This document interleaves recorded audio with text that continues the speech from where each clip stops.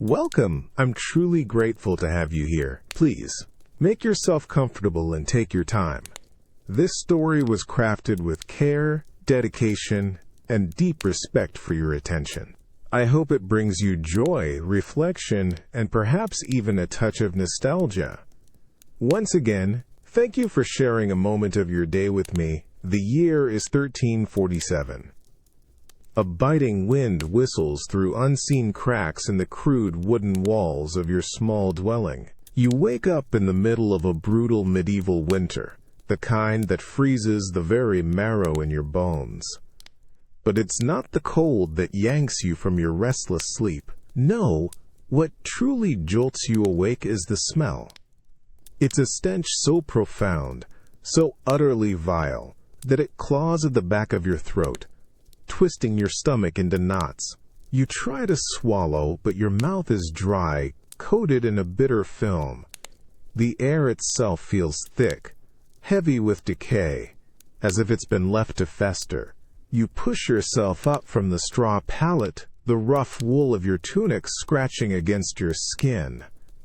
Your head spins, a dull ache throbbing behind your eyes, a direct consequence of the suffocating odor.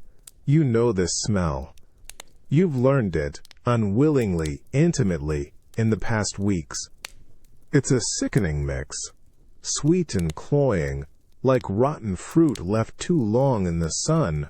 Yet underneath it, something metallic like old, congealed blood, and a pervasive, sickly sweet perfume, trying and failing to mask it all. It's the scent of plague, of death. It seeps into everything, clinging to your clothes, your hair, even the breath you draw. Through the narrow, grimy window, you glimpse the gray, weak light of dawn. The street outside, usually bustling even at this early hour with cartwheels and merchants' calls, is eerily quiet. Too quiet.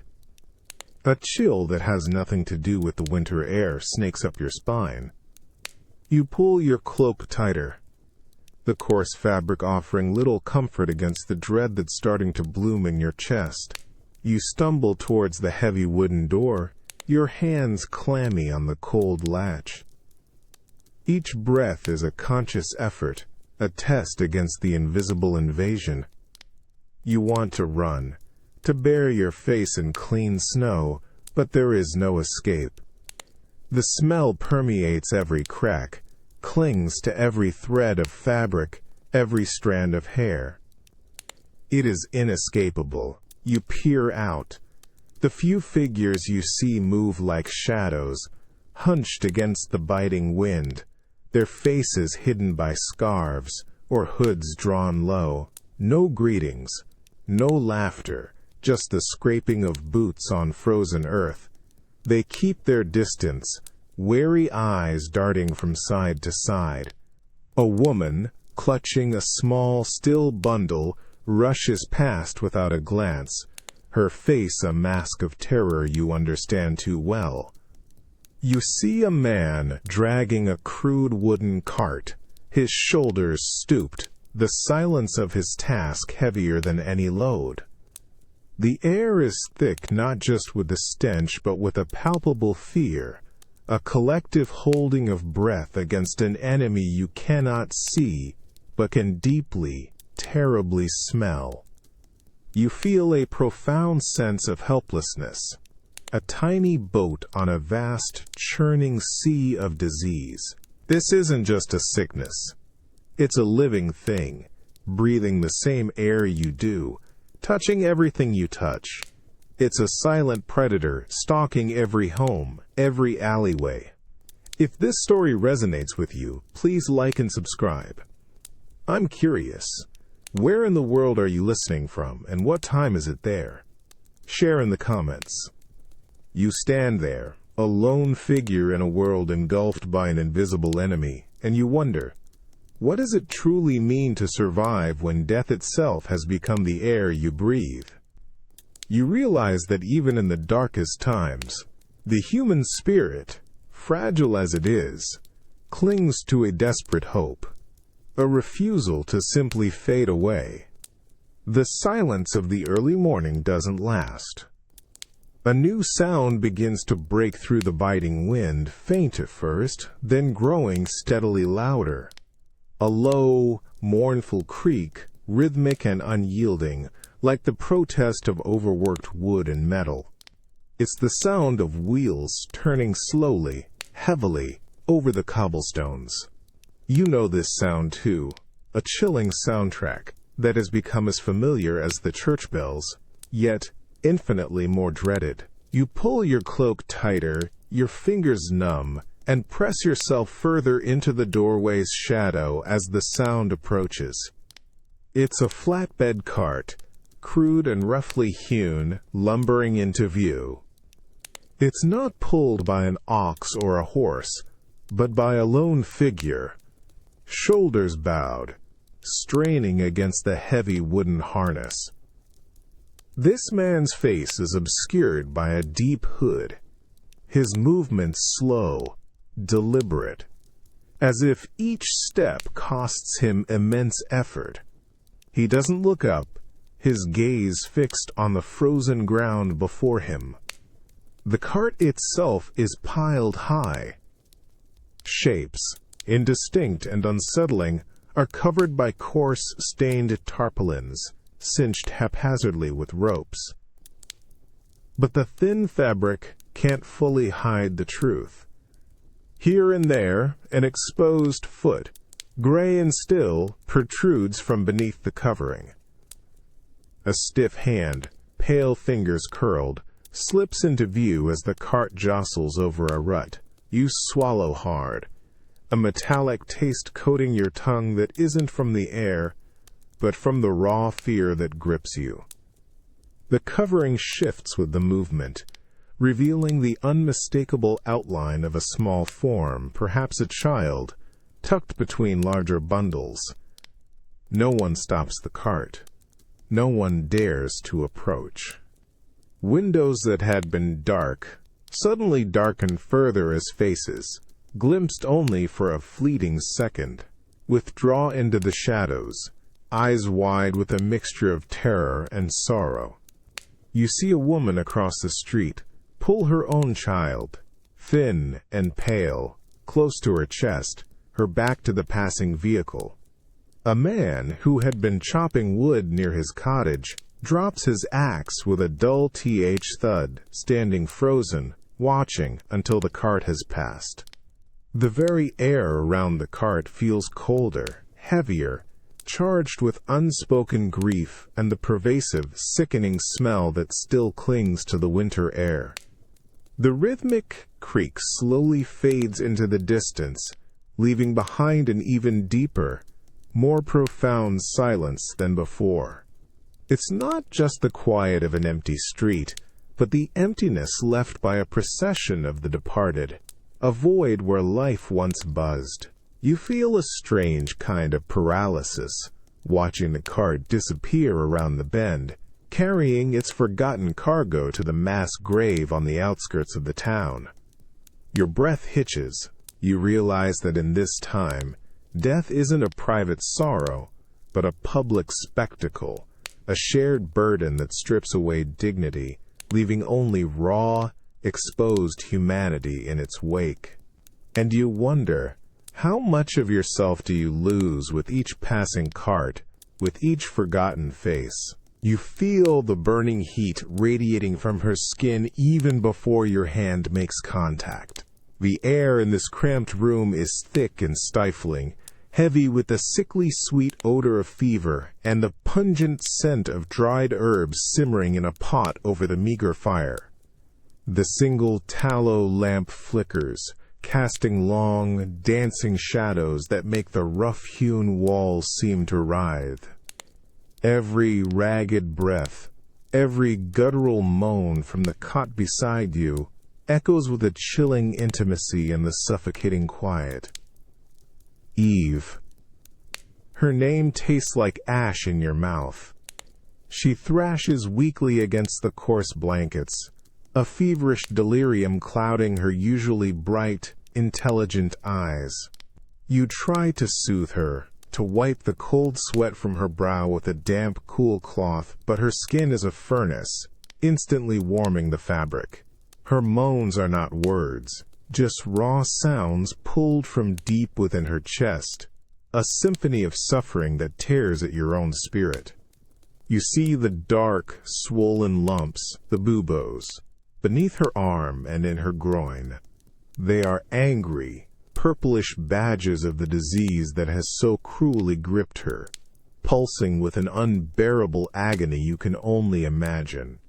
They feel hot and taut to your hesitant touch when you try to shift her for comfort.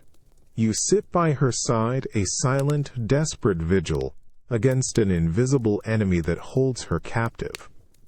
The cloying sweetness of her fever, mixed with the acrid smell of the herbal poultices you've applied, fills the air, mingling with the ever-present faint stench from the streets outside. You press another cool cloth to her forehead, feeling the instant warmth it absorbs. She whimpers, her small hand reaching out blindly, gripping your sleeve with surprising strength for a moment, then falling away limp onto the straw mattress. Her breath comes in shallow, gasping bursts, each one a sharp blade to your own lungs. You watch her face contort, a silent scream etched into her features as another spasm of pain racks her small body.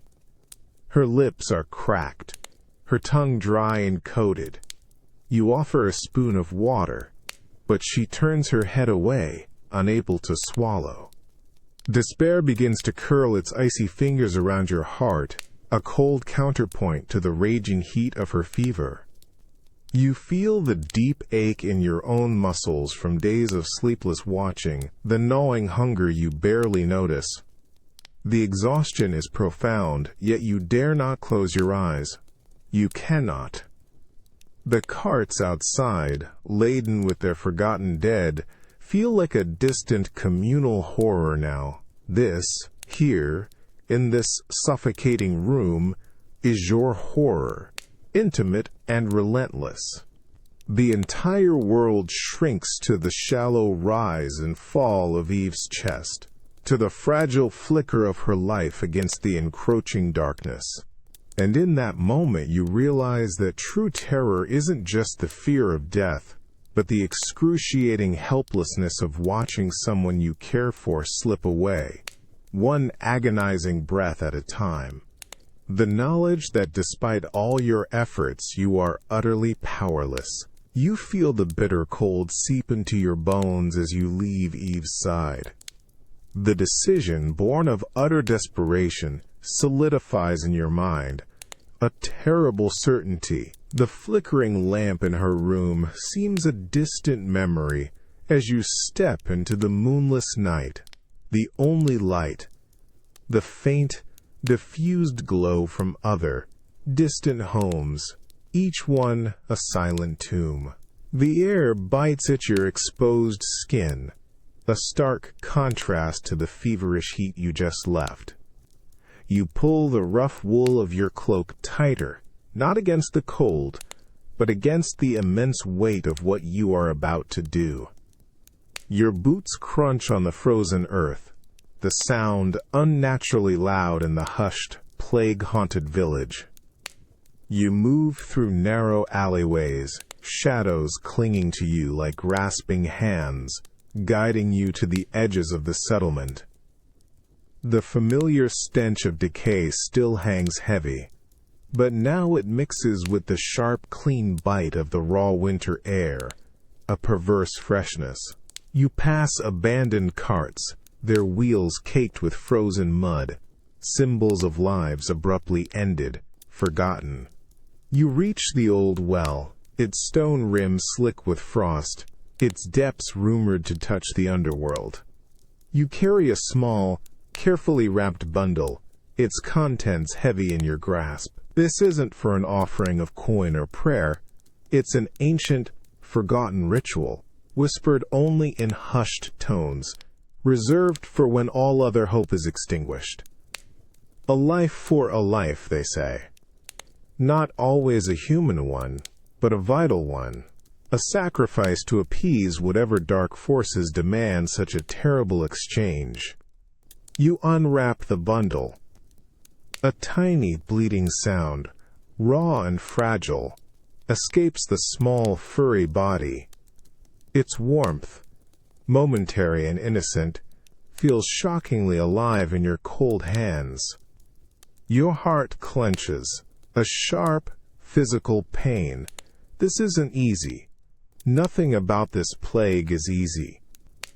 You look up at the black, indifferent sky, no stars visible through the heavy cloud cover.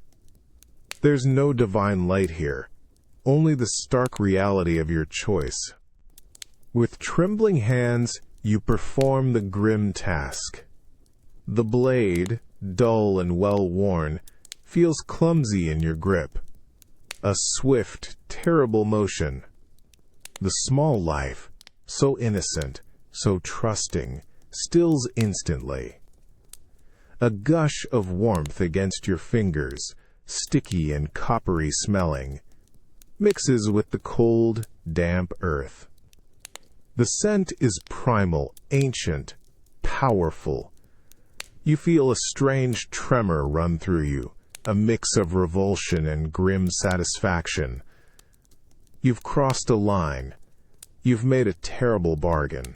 You place the small, still body into the cold, dark well. The faint splash echoing with hollow finality. You whisper a silent plea, a desperate bargain to unseen entities, to the earth itself. The cold seeps back in, deeper now, a cold that reaches into your very soul. You turn and walk back, your steps heavier, the silence around you amplified by the act you just committed. The air around you feels different now, charged with a grim tension.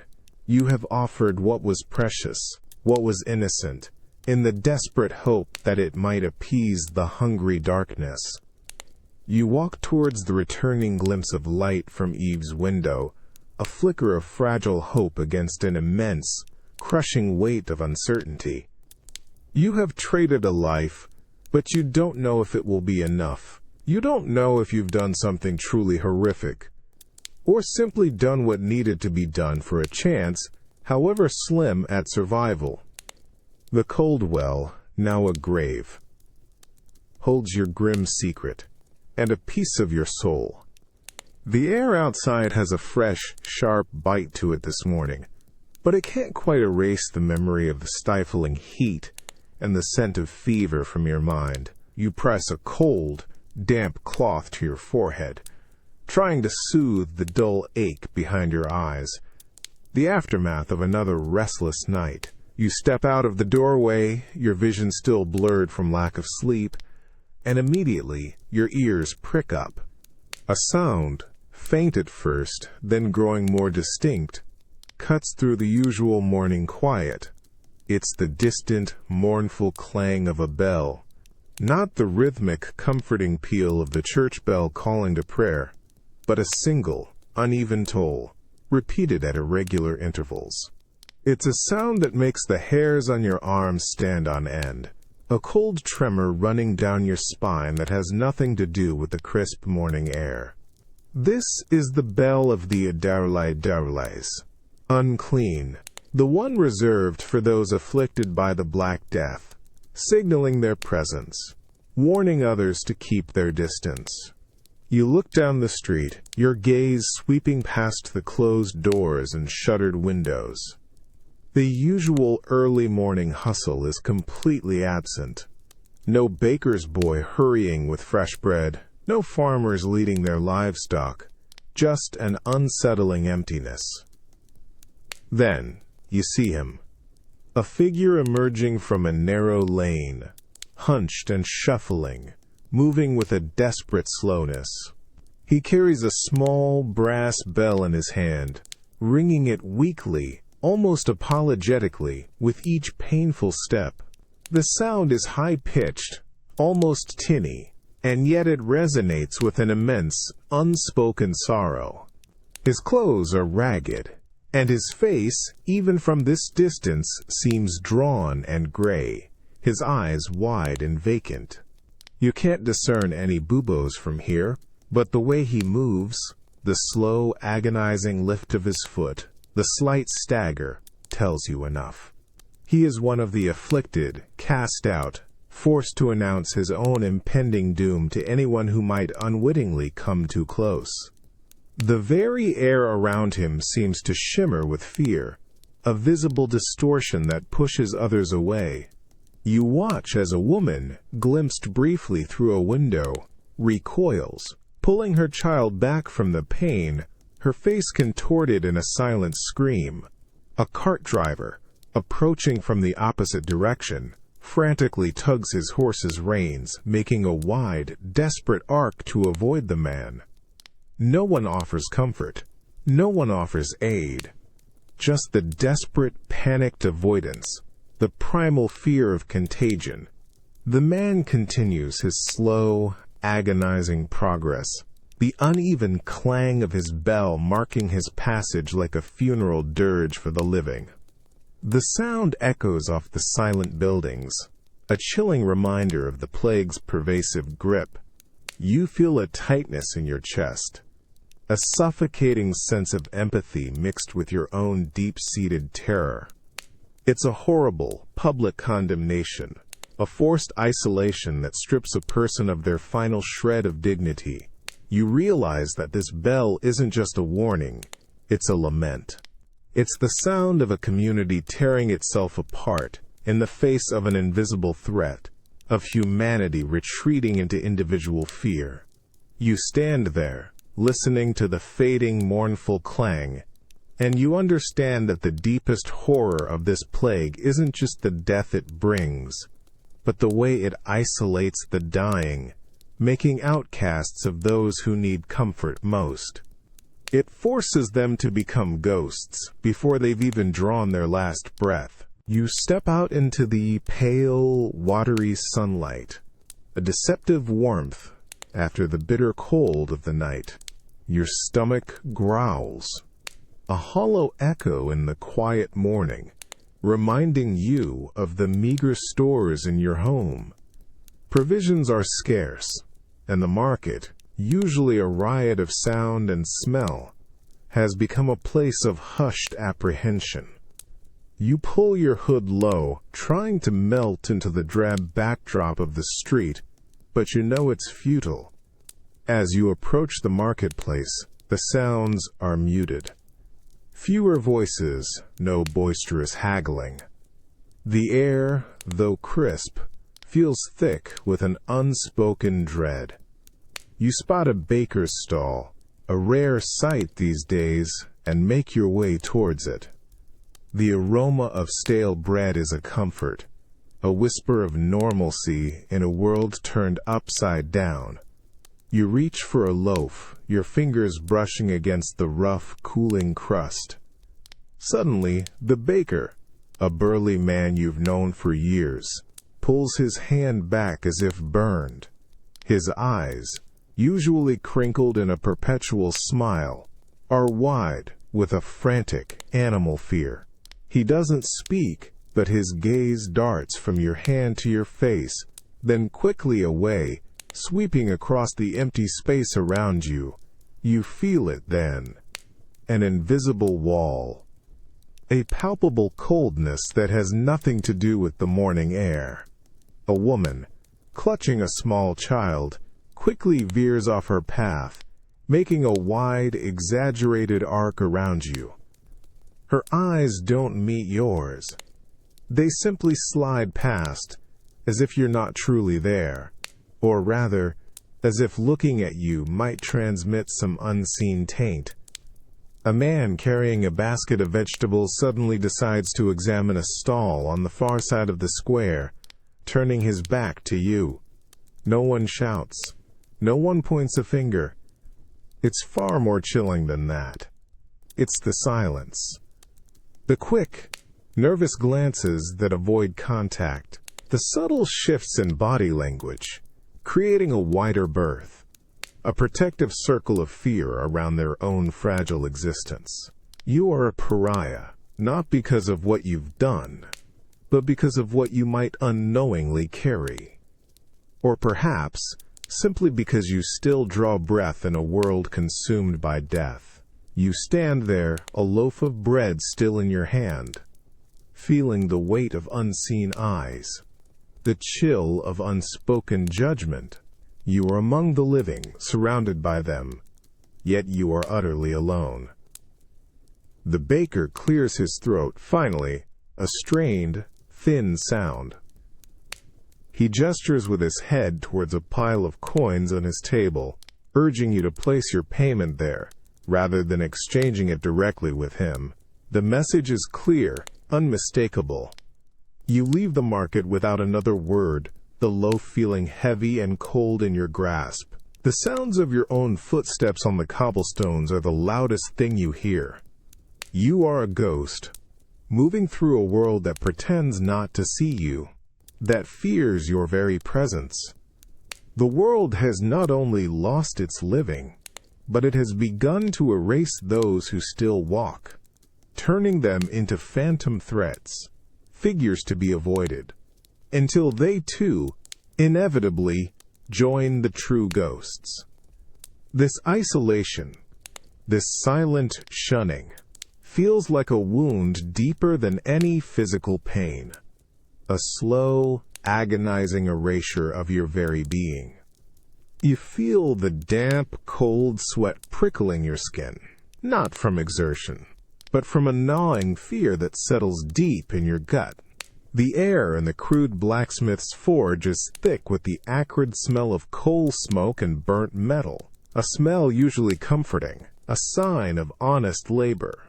Today, it's infused with a different, more unsettling aroma, the faint, sweet decay that clings to everything in this plague-ridden world. The rhythmic clang of the hammer on the anvil, a sound you've heard countless times, now feels heavy, ominous, like the tolling of a death knell. You stand by the bellows, pumping steadily, the leather groaning with each push and pull. Your arms ache, but you don't dare stop.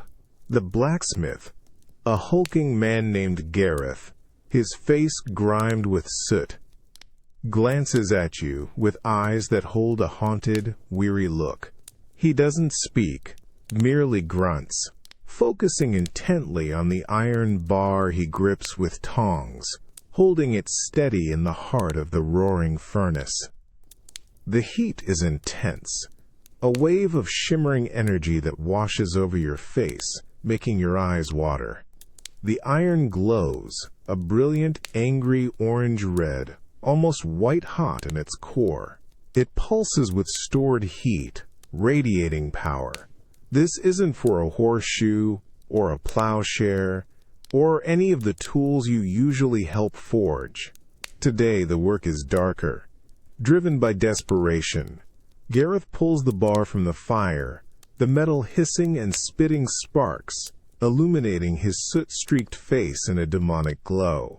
He moves towards a small, wooden table, not the usual sturdy anvil. On it lies a body, still and silent. A young man, barely more than a boy, his face pale and slack. But it's not his face that draws your gaze. You look at the dark, swollen bubbo, a grotesque purple lump, angry and inflamed, on his neck. It's the mark, the unmistakable sign of the plague, visible even in the dim, flickering light. Gareth holds the glowing iron, a long, thin rod, directly over the bubo. The heat radiating from it is almost unbearable, even from a slight distance. You feel a tremor run through your own body, an involuntary shiver of dread. You know what comes next. You've heard the whispers, the desperate, unproven remedies, the desperate hope that searing the corruption might burn it out, stop its spread. He presses the searing hot iron onto the swollen flesh. The hiss is immediate, sharp, and sickening. A cloud of acrid smoke, smelling of burnt flesh and something indefinable, something uniquely human and terrible, billows up, stinging your eyes, catching in your throat.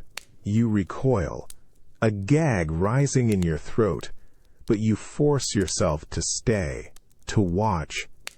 The young man's body convulses, a sudden, violent spasm, even in death. His back arches, his fists clench, then relax.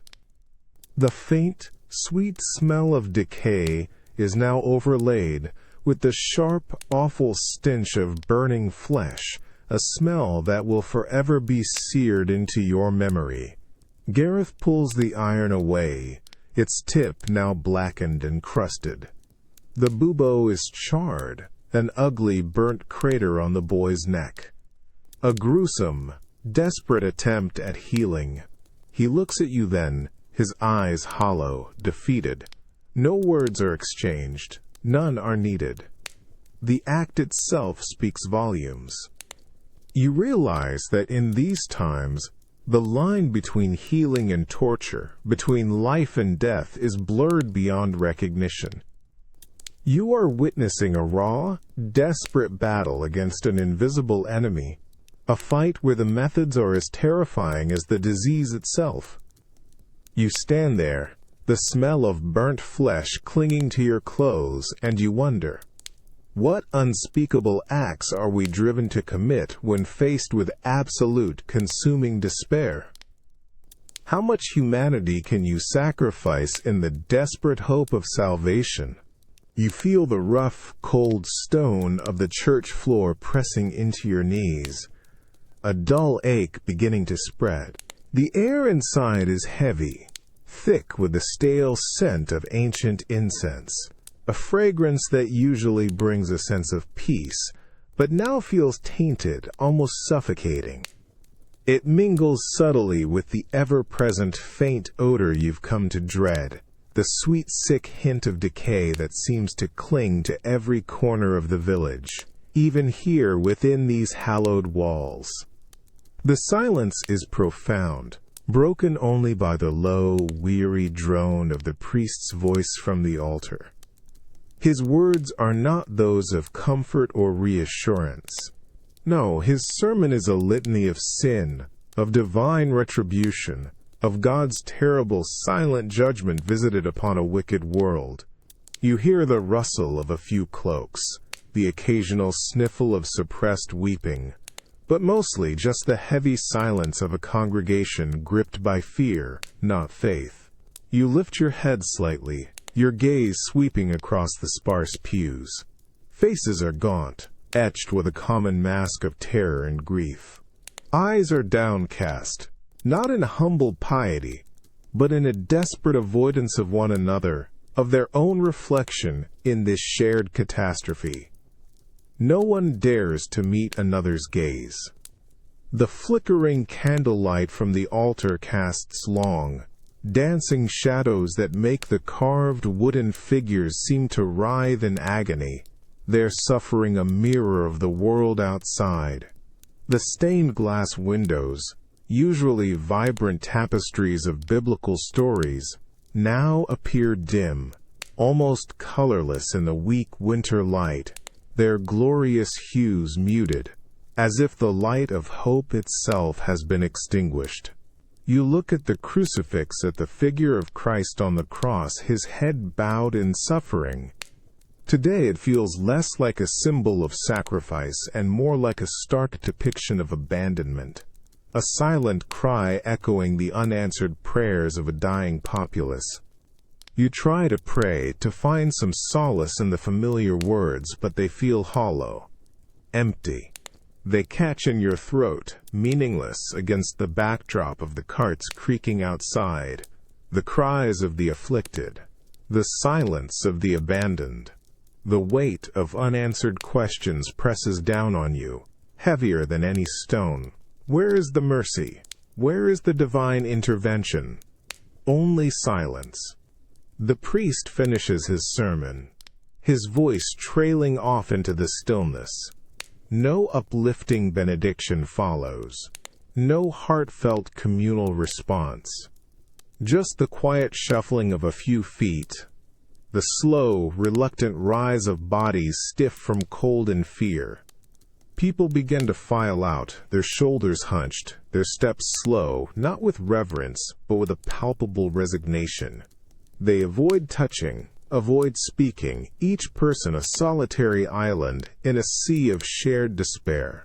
You remain for a moment, the cold stone still beneath your knees, the chilling silence of the church enveloping you. You realize that God's judgment, if this indeed is it, is not in fire and brimstone but in this terrible crushing silence. It's in the absence of comfort, the lack of a guiding hand, the deafening quiet that follows every desperate plea. You stand, your joints aching, and you understand that sometimes the most profound horror isn't found in what is said or done, but in what is left unsaid. In the chilling, unyielding silence of a world that feels utterly abandoned. The taste in your mouth is like ash. Not a subtle dryness, but a bitter, earthy grit that coats your tongue and clings to the roof of your mouth. Your jaw aches, not from chewing anything substantial, but from the constant, dull clench of an empty stomach. You haven't tasted warmth, real nourishment, in what feels like an eternity. You sit hunched over a meager fire, its smoke thin and acrid, doing little to ward off the persistent cold that gnaws at your fingers and toes. In your hand, you hold a morsel. It's a piece of dried leather, stiff and dark, scraped from an old boot discarded weeks ago. It smells faintly of sweat and dirt, mingled with the faint metallic tang you've tried to cook out of it. Your hunger, however, is a roaring beast inside you, silencing any revulsion. You tear at the tough strip, your teeth grating, your gums aching. Each chew is a labor, extracting almost no flavor, just a persistent, leathery resistance. The texture is rough, fibrous, stubbornly refusing to break down. You feel your throat constrict, a reflex that usually accompanies something unpalatable, but you force it down. It's sustenance, or the closest thing you have to it. It fills a tiny corner of the cavernous void within you, a temporary reprieve from the gnawing emptiness. You watch the flickering flames, their warmth, a deceptive promise, as you slowly, meticulously work through the piece of leather. Your eyes sting from the smoke, but you don't notice. All your senses are focused on this singular, desperate act of survival. The raw, primal need overrides everything. Dignity, comfort, the pleasure of eating. These are distant memories, luxuries from a forgotten time. Now, there is only the stark reality of the present moment, the simple, brutal truth of survival. You feel a profound weariness, not just in your body, but in your very soul. The act of eating has become a grim, joyless task, a testament to how far humanity can be pushed. You see a flicker of movement in the shadows outside, a thin, stray dog, its ribs showing starkly, slinking by, its eyes wary. You don't begrudge it. You are no different now. The metallic, earthy taste lingers, a constant reminder of your desperate meal. You realize that hunger doesn't just deplete the body. It strips away the layers of civilization, of self-respect, until you are left with nothing but the raw, unyielding instinct to survive. It teaches you that the taste of desperation is not just bitter, but utterly, terrifyingly bland, a flavorless void mirroring the emptiness within. You feel the fine grit of dust against your teeth, carried on a dry, whispering wind. The sun beats down, but it offers no warmth, only a harsh, bleached light that reveals the stark truth of the fields before you. No lush green shoots, no golden heads of grain, just acres upon acres of parched, cracked earth stretching towards a hazy horizon. Your boots kick up small clouds of dry soil with every step, the sound dull, lifeless. The air here should hum with the drone of insects, the rustle of ripening crops, the distant calls of farmers working the land. Instead, there is only the ceaseless sigh of the wind through empty space, a hollow whisper that carries no scent of harvest, no promise of sustenance. You see the faint, ghostly furrows where plows once cut deep, but they are now blurred by weeds and wind-blown dust. An abandoned hoe lies half-buried, its wooden handle bleached by the elements, a silent testament to hands that no longer hold it. You walk further into the desolation, the silence pressing in around you, heavy and profound. Your throat feels parched, your lips cracked, a reflection of the land itself. A lone, skeletal scarecrow stands slumped in the middle of what was once a wheat field, its tattered clothes flapping like ragged wings in the breeze, a macabre sentinel over nothing. It serves as a haunting symbol, not of protecting a harvest, but of a harvest that never came. No birds sing. The usual chirping, the busy flutter of wings has vanished.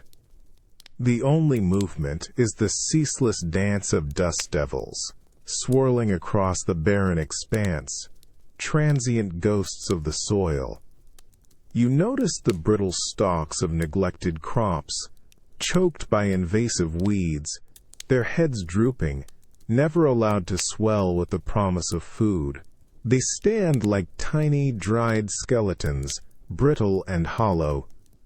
You run your fingers through the dry, crumbling soil. It's hard and unyielding, resistant to touch, refusing to share any of the life it once held so abundantly. The warmth from the sun feels like a false promise, a cruel trick in this landscape of absence. You realize the scale of the disaster isn't just in the number of the dead, or the fear in the villages, but in this profound, silent emptiness of the very land that feeds them. This isn't just hunger within your own stomach. This is the hunger of the earth itself, denied the care of human hands. It's the slow, creeping terror of a future without food, a famine that looms larger than any bubo or fever. You stand amidst the weeping dust, the wind whipping at your cloak, and you understand that when the fields die, a deeper, more pervasive horror takes root, one that threatens to consume not just individuals, but the very fabric of life itself. The silence of these fields screams a warning more chilling than any death cart. The air in this cramped, shadowed room is a sickly blend of stale blood, unwashed bodies, and the pungent, vinegary tang of old bandages. You feel the rough, splintered wood of the chair dig into your back, the cold metal restraints on your wrists feeling less like a support and more like an unwelcome embrace. Your heart thumps against your ribs, a frantic drumbeat against the overwhelming anxiety that grips you. Overhead, a single tallow lamp flickers, casting long, wavering shadows that make the crudely drawn anatomical charts on the wall seem to writhe. Before you stands the barber surgeon, a burly man whose apron is stiff with ancient stains, his hands, though calloused, surprisingly deft as he sorts through an array of glinting, unsettling tools on a nearby table.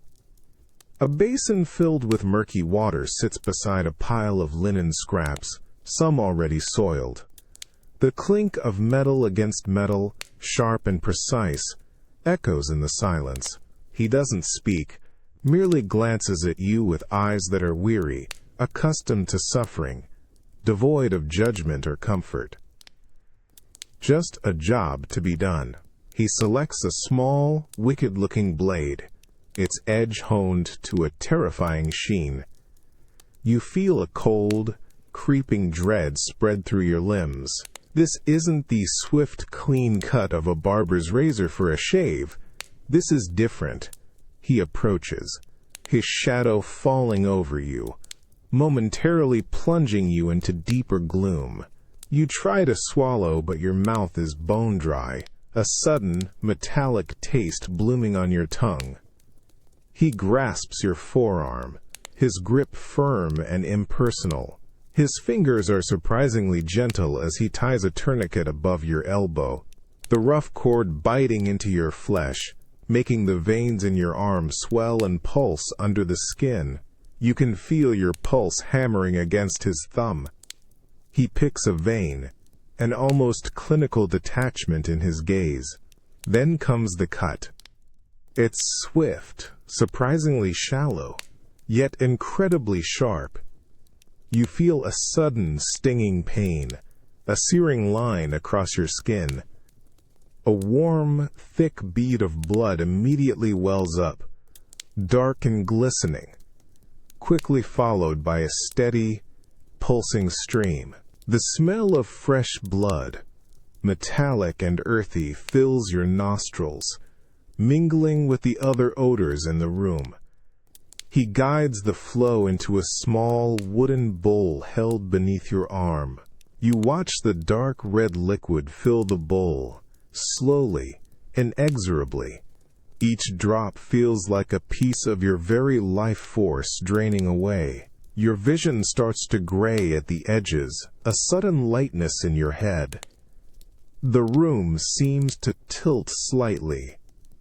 A faintness washes over you, a profound weakness that makes your muscles tremble.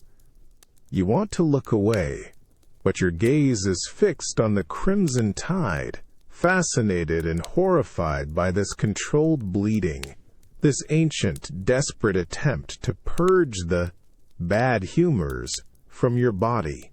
He watches, impassive, until a certain amount has collected. Then, with an abrupt movement, he unties the tourniquet and presses a wad of linen against the wound. The bleeding slows, then stops. The pain remains, a dull throb. You feel utterly drained, weakened, yet a strange, hollow sense of relief also washes over you. You have endured. You are left with a raw, exposed vulnerability, a stark reminder of the body's fragility and the crude, often terrifying, lengths to which humanity will go in the face of illness. You realize that healing in this world is often as brutal as the sickness itself, a desperate gamble where the cure can feel indistinguishable from the affliction. The cold metal, the sharp blade, the draining blood, these are not just tools of medicine, but instruments of a profound, painful faith in an age of inescapable horror. The rough ropes chafe against your wrists, biting into the skin, yet you barely notice. Your entire being has narrowed to a single, pulsing point of agony, the swollen, tender lump beneath your arm. The air in the crude treatment room is thick with the scent of unwashed bodies, stale fear, and a sharp, metallic tang you now associate with impending pain. Above you, the flickering light of a tallow lamp dances, turning the barber surgeon's grim, focused face into a grotesque mask. He doesn't speak. He simply selects another instrument, a slender, gleaming knife, its tip wickedly sharp. You feel a cold dread seize your stomach, turning it into a knot of ice. Your breath hitches, each inhalation a shallow, ragged gasp. You try to steel yourself, to prepare. But how do you prepare for something so profoundly invasive, so utterly brutal? He presses his thumb firmly beside the swollen bubbo, his touch creating an excruciating pressure that radiates through your entire arm. You clench your jaw, a low, guttural groan escaping your throat, a sound you barely recognize as your own. Your muscles tense, an involuntary reflex, straining against the ropes that hold you captive to this chair. You can feel the heat radiating from the bubo, an internal fire threatening to consume you. Then, he brings the knife down. It's not a clean slice, but a brutal, tearing thrust. You feel the blade pierce your skin, an agonizing, searing, white-hot pain that explodes through your body. It feels as if your very flesh is being ripped apart, torn open by a dull claw. The pressure, the tearing, the sudden wet release. It's too much. Your body arches violently, a primal, desperate scream tearing from the deepest part of your lungs, raw and untamed, echoing off the rough wooden walls. It's not a human cry, but an animalistic shriek of pure, unadulterated agony. Warm, thick fluid immediately gushes forth, sticky and foul-smelling, mixing with the metallic tang of blood. The odor of pus, sickeningly sweet and rotten, fills your nostrils, overwhelming everything else. Your vision blurs, tears streaming from your eyes, blurring the surgeon's face as he works, his expression still impassive, focused solely on the wound. You feel hands on your shoulders, holding you down as you convulse, your body fighting against the brutal invasion, against the overwhelming pain. The sound of your own scream rings in your ears, a deafening echo in the ringing silence that follows. Your throat is raw, your chest heaving, gasping for air that feels thick and tainted. The pain, though still immense, shifts, becoming a dull, throbbing ache, a constant reminder of the brutal violation. You lie there, utterly spent, your body trembling, drenched in sweat. The experience leaves you hollowed out, stripped bare. You realize that there are some pains so profound, so absolute, that they rip away everything civilized, everything you thought you were, leaving nothing but a raw, screaming instinct. You understand that in this time, survival often means enduring horrors that change you, leaving scars not just on your flesh, but deep within your very soul, an echo of that scream forever etched into your being. You feel the damp, oozing cold of the stone wall against your cheek, a clammy embrace in the suffocating darkness. The air in this dungeon is a heavy, putrid cocktail. Mold, stale human waste, and the faint, sweet sick decay of something long dead, all mingling with the metallic tang of old blood. It's a smell that clings to your clothes, seeps into your skin, and turns your stomach with a persistent, bitter churning. You shiver, but it's not just the cold. It's the chilling weight of despair that presses down on you. You're bound, wrists raw against thick, wet rope, stretched taut above your head, pulling your shoulders from their sockets with a dull, persistent ache. Your feet barely brush the freezing, uneven flagstones. The darkness is absolute, a suffocating blanket that presses against your eyes, denying even the slightest hint of light. You can hear the drip, drip, drip of unseen water, steadily falling from some unseen crack, marking the relentless passage of time. And then, you hear it. A whisper. It's faint, barely a breath of sound, seeming to emanate from the very stone around you. It's not a human voice. Not exactly. It's a collection of sounds, A chorus of barely audible sighs, rustles, and a low, mournful murmur that seems to ebb and flow, like a tide of sorrow. You strain your ears, trying to discern words, a pattern, anything intelligible, but it remains just beyond your grasp, a ghostly conversation happening just at the edge of hearing. Is it the wind, snaking through cracks in the ancient fortress? Or is it something else, something far more sinister? The trapped echoes of past sufferings that cling to these cold, forgotten walls. You feel the hairs on your arms prickle. The darkness suddenly feels vast, alive with unseen presences. Your heart hammers against your ribs, a frantic bird trapped in a cage. The whispers grow slightly, intensifying for a moment, becoming a cacophony of hushed, desperate pleas, of whimpering cries, of faint, rasping breaths. You hear the faint clink of chains, the dragging of something heavy across stone, sounds that aren't quite real, yet feel profoundly, terrifyingly present. Your breath catches in your throat. You squeeze your eyes shut, as if that could somehow banish the auditory hallucination, but the sounds only grow clearer, more insistent. You realize that these are not just sounds. These are the remnants, the ghosts, of those who suffered and died in these very confines. The despair, the fear, the agony.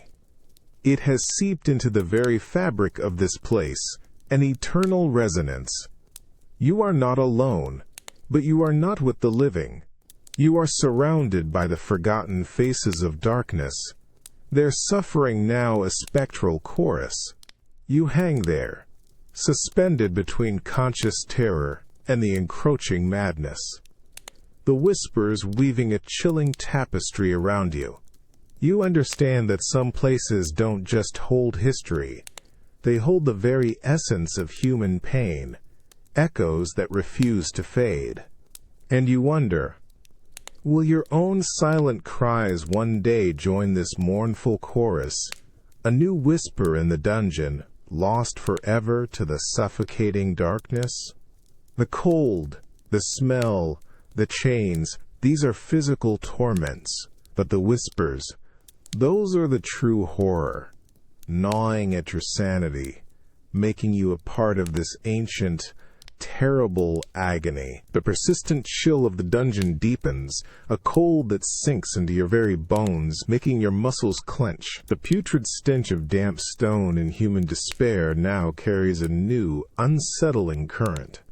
A faint, sharp smell of unburnt wood and something vaguely metallic, like ancient rust.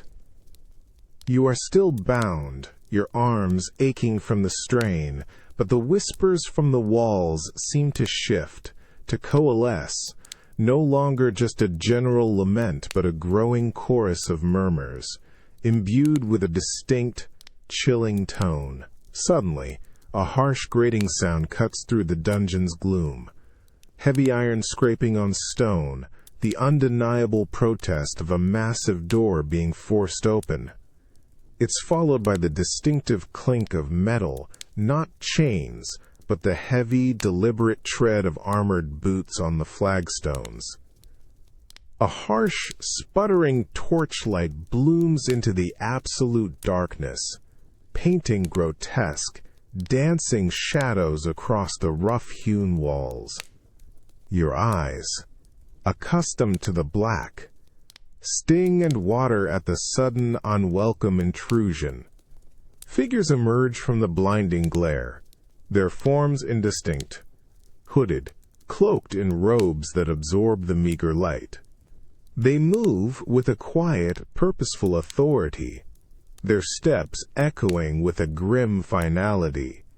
You can't see their faces, but you feel their presence, a palpable weight of judgment and cold conviction. The air grows taut with a different kind of fear now, not the general terror of plague or suffering, but a specific, intellectual dread. The whispers around you, once vague, now seem to form fragments of words. Heretic, unbeliever, corruption. Your stomach clenches. This isn't a visit from a guard. This is an inquisition. You see one of the robed figures hold a small leather-bound book, its pages thick and ancient, catching the flickering light. Another carries a rod, its tip a dull gleaming point. They are not here for mercy, or even simple torture. They are here for truth, as they define it, a truth extracted through pain, through fear, through absolute, unyielding dogma. They walk past your cell, their presence radiating a chilling authority that makes the cold stone seem even colder. You try to shrink back into the shadows, to become invisible, but you are exposed, helpless. You feel their gaze, though unseen, sweep over you, dismissive and condemning. You are merely one of many, perhaps already judged in their silent, self-righteous minds. The whispers in the dungeon intensify, now laced with a frantic edge, a desperate, unspoken protest against this new, profound terror. You hear what sounds like faint, muffled sobs from a distant cell, quickly stifled, as if even expressing grief is an act of defiance against the shadow of heresy. You realize that in this time it's not just the body that can be afflicted. It's the mind, the spirit, the very thoughts you dare to harbor. To question, to deviate, is to invite a different kind of agonizing death, one not from disease, but from the brutal enforcement of belief. The robed figures pause before a cell down the corridor, their shadows falling over a huddled form within. You feel a profound, aching despair for that unknown soul. You understand that the horror of the plague lies in its relentless, indiscriminate nature. But the horror of heresy is even more insidious. It forces you to question your own soul, to fear your own thoughts, to know that your salvation or damnation rests not with God, but with the cold, unyielding judgment of men. The torchlight, the robes, the murmuring whispers, they all paint a picture of a darkness far deeper than any physical confinement, a darkness that seeks to extinguish the very light of human thought. You feel the brittle, frosted grass crunch under your heavy boots with each step. The wind, a cruel, biting whip, tears at your threadbare cloak, carrying with it a stench so utterly pervasive and profound it makes your eyes water and your stomach heave. It's the smell of death, but not just the sweet, sick decay of a single body.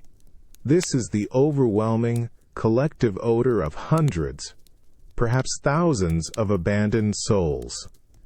It's a smell that sticks to your tongue, coats the inside of your nose, and seeps into the very fibers of your being. Above you, the sky is a bruised, oppressive gray, mirroring the landscape below. And then you hear them, the caw, caw, caw of crows. Not a few, but a multitude, a raucous chorus that fills the air, a living, squawking shroud over the grim scene. They circle high above, black flecks against the gray, then descend in a flurry of wings, their dark forms settling like a terrible feathered blanket over the silent field. This is the plague pit, not a neat, ordered graveyard, but a vast, shallow trench carved into the earth, hastily dug, poorly covered. You can see the edges where the earth has slumped, revealing what lies beneath. Shapes, indistinct and terribly familiar, are piled high, covered haphazardly with a thin layer of soil, or sometimes just nothing at all. A tattered blanket, a shred of coarse fabric, all that remains of their former lives. The crows are everywhere. They peck and tear, their dark eyes gleaming, their movements quick and predatory. You see them on the exposed limbs, on the partially unearthed faces, their beaks ripping at what little flesh remains. The sounds they make are horrifyingly visceral. The tearing of sinew, the cracking of bone, muffled beneath their greedy cries. You feel a wave of nausea so intense it threatens to bring you to your knees. This isn't just a place of death. It's a feeding ground, a macabre banquet for the carrion birds. You force yourself to keep walking, your gaze fixed, yet trying not to see too much. The ground is uneven, soft in places, hard in others, where the frost has bitten deep.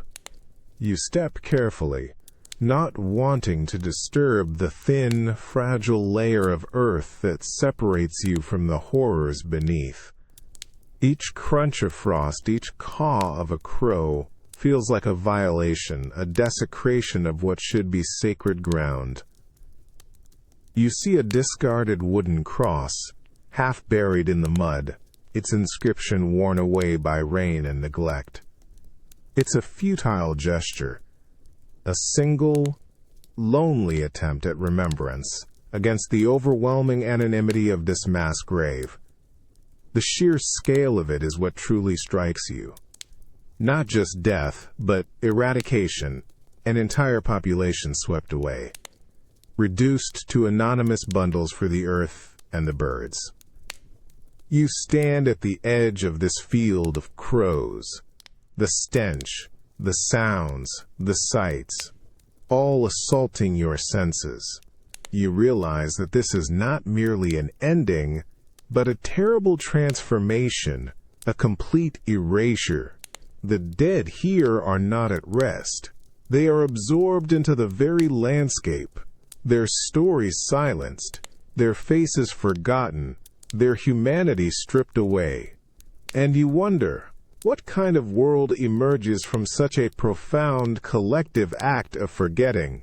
How do you rebuild when the earth itself weeps with so many forgotten souls? You feel the cold, dull weight of the sword in your hand, its familiar balance, a strange comfort amidst the chaos. The air is thick with the scent of fear, dust, and something metallic, unmistakably blood. Your breath comes in ragged gasps, each one a sharp blade against your lungs. The shouts, the clash of steel, the screams of the dying, they all merge into a deafening roar that threatens to overwhelm your senses. Yet every muscle in your body is wired, focused, acutely aware. You are on the walls of the city, not against an external foe, but against something far more insidious. A desperate frenzy has gripped a faction of the populace, those convinced the plague is a divine punishment for the sins of others. Their anger, raw and untamed, has twisted into a brutal, terrifying purge. You see their faces, contorted with a righteous fury that burns hotter than any fever, their eyes wide and fanatical. Below you, in the narrow streets, torches flicker, casting dancing shadows that make the familiar buildings seem to writhe. You hear the thud of bodies, the desperate pleas that are swiftly silenced, the splintering of wood as doors are smashed open.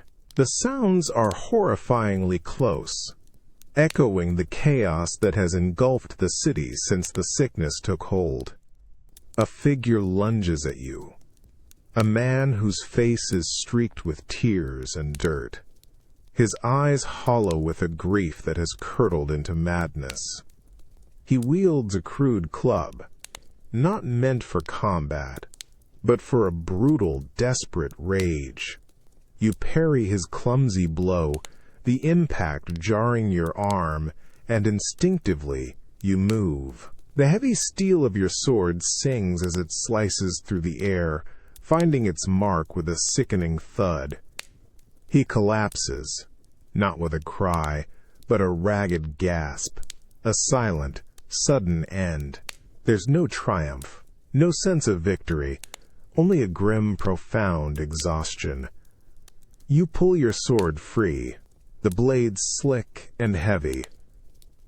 The metallic scent of blood, hot and fresh, assaults your nostrils, mixing with the stench of smoke and unwashed fear. You feel a strange disconnect, as if your hands are moving of their own accord, guided by a primal instinct for survival you barely recognize as your own. More figures press in, their faces distorted by anger and a desperate, misguided purpose. They are not trained soldiers, but ordinary people, driven to monstrous acts by fear and superstition. You see the glint of a pitchfork, the flash of a rusty knife, the wild, desperate swings of their arms. This is not a battle of skill, but a desperate melee, a brutal dance of fear and madness. You block a blow, your arms screaming with effort, and push back, creating a small pocket of space. You realize that the greatest horror is not the external threat of plague, but the internal one, the way fear can turn people against each other, twisting their suffering into a grotesque weapon. The echoes of steel, the screams, the thud of falling bodies, these are not just sounds of conflict, but the sounds of a society devouring itself, torn apart by its own terror and misplaced blame. You fight on, a grim, silent participant in this terrible, human-made nightmare, knowing that even if you survive the plague, the scars of this internal war will remain, forever etched into your memory. You feel a cold, creeping dread rise in your throat, entirely unrelated to the biting winter wind. Your gaze is drawn, irresistibly, upwards, towards the sky. The sun, usually a comforting, familiar orb, hangs in the heavens like a swollen, bruised eye. It's not simply setting, or obscured by clouds. No, its light is wrong. A sickly ochre yellow bleeds into a deep, unsettling orange, then a murky, almost violet hue at its edges. The world below is bathed in this bizarre, unnatural twilight, even though it's the middle of the day. The air itself seems to shimmer, thick and heavy, as if breathing in liquid sorrow. You squint, trying to make sense of what your eyes are seeing. The familiar landscape around you, the distant hills, the bare trees, the rough-hewn buildings, are all cast in a grotesque, apocalyptic glow. Shadows stretch long and distorted, making ordinary objects appear monstrous, as if the very fabric of reality is unraveling. The world is a painting smeared with fear, its colors muted, its vibrancy drained. You hear murmurs from the few people still brave enough, or perhaps desperate enough, to be outside. Their voices are hushed, laced with a raw, superstitious terror. Fingers point skyward, trembling. Faces, already gaunt from hunger and fear of the plague, now hold a fresh horror, a deeper, existential dread. You see a woman fall to her knees in the dusty street, her head bowed, her hands clasped in frantic prayer, her low sobs barely audible above the chilling silence that has fallen over the village. A child, clutching his mother's skirt, whimpers, burying his face against her leg, as if the sight of the dying son is too much to bear. Even the stray dogs, usually scavenging boldly, now skulk in the deeper shadows, their tails tucked, their whimpers low and mournful. The birds, usually chattering, are eerily silent, their wings motionless against the strange, darkened sky. The heat from the sun is still there, a faint, deceptive warmth, but it feels malevolent, alien, as if radiating not life, but a slow, inevitable death. You run your tongue over your dry lips, tasting the faint grit of dust, a taste that now feels like the pulverized remnants of a world crumbling under a dying star. The shadows lengthen with an unnatural speed, swallowing the familiar corners of the marketplace, making the distance seem vast, unreachable. You feel a profound sense of cosmic insignificance, a chilling realization that the heavens themselves are weeping, foretelling an end that is beyond human comprehension. This isn't just plague or famine or the cruelty of man. This is a sign from beyond, a declaration from the universe itself. And you wonder if the sun, the very source of light and life, can die. What hope is there left for the fragile flicker of humanity clinging to this darkening earth? The dying light is not just a spectacle. It is a profound, terrifying prophecy, turning the sky into a canvas of inescapable doom. You feel the clammy cold of fear, an icy hand tightening around your heart. The air is thick with the scent of damp earth, stagnant water, and a faint, acrid smell that makes your nose wrinkle. Night has fallen, but it's a darkness more profound than usual, intensified by the lingering, unnatural twilight of the dying sun. You move cautiously through the narrow, twisting alleyways, your hand gripping the hilt of a worn, rusty knife, its cold metal a small, futile comfort. The familiar sounds of the village at night, a distant dog bark, the creak of a shutter, the faint murmur of human voices are gone, replaced by a deeper, more unsettling quiet. Only the mournful groan of the wind through empty spaces and the scuttling of unseen things in the shadows break the silence. Your eyes strain in the gloom, trying to discern shapes, threats, anything in the oppressive blackness. Then you hear it. A high-pitched squeal, raw and terrified, abruptly cut short. It comes from just ahead, around the next bend, and it sends a fresh wave of ice through your veins. Your breath hitches. You know that sound. You've heard it before. And it heralds a horror far more tangible than plague or famine. You creep forward, pressing yourself against the rough stone walls, your boots silent on the packed earth. The acrid smell intensifies, now distinctly animal, musky and foul. You peer around the corner, and your blood runs cold. A pack of dogs, not the starved, cowering strays of the village, but something wilder, larger, their fur matted with mud and something darker. Their eyes, glowing faintly in the gloom, are fixed on a small, still form on the ground, a body, or what's left of one. They tear at it, their snarls low and guttural, a hungry, savage chorus that makes your skin crawl. You see the glint of their teeth, wet and sharp, ripping at flesh. They are everywhere now, not just this pack, but others. Emboldened by hunger, by the absence of human deterrence, they have become the true predators of the night. The village, once a sanctuary, has become their hunting ground, its dwindling inhabitants their prey. You see a flash of movement further down the alley, another shadow, swift and low to the ground, disappearing into the deeper darkness. You feel a profound, visceral terror, a cold, primal fear that bypasses thought and reason. This isn't the invisible, insidious threat of disease, but a tangible, snarling enemy, hungry and merciless. The fear of being torn apart, of a swift, brutal end, washes over you. You realize that the plague has not only taken the living, but has unleashed a new terror from the wild, an ancient threat brought forth by the collapse of order.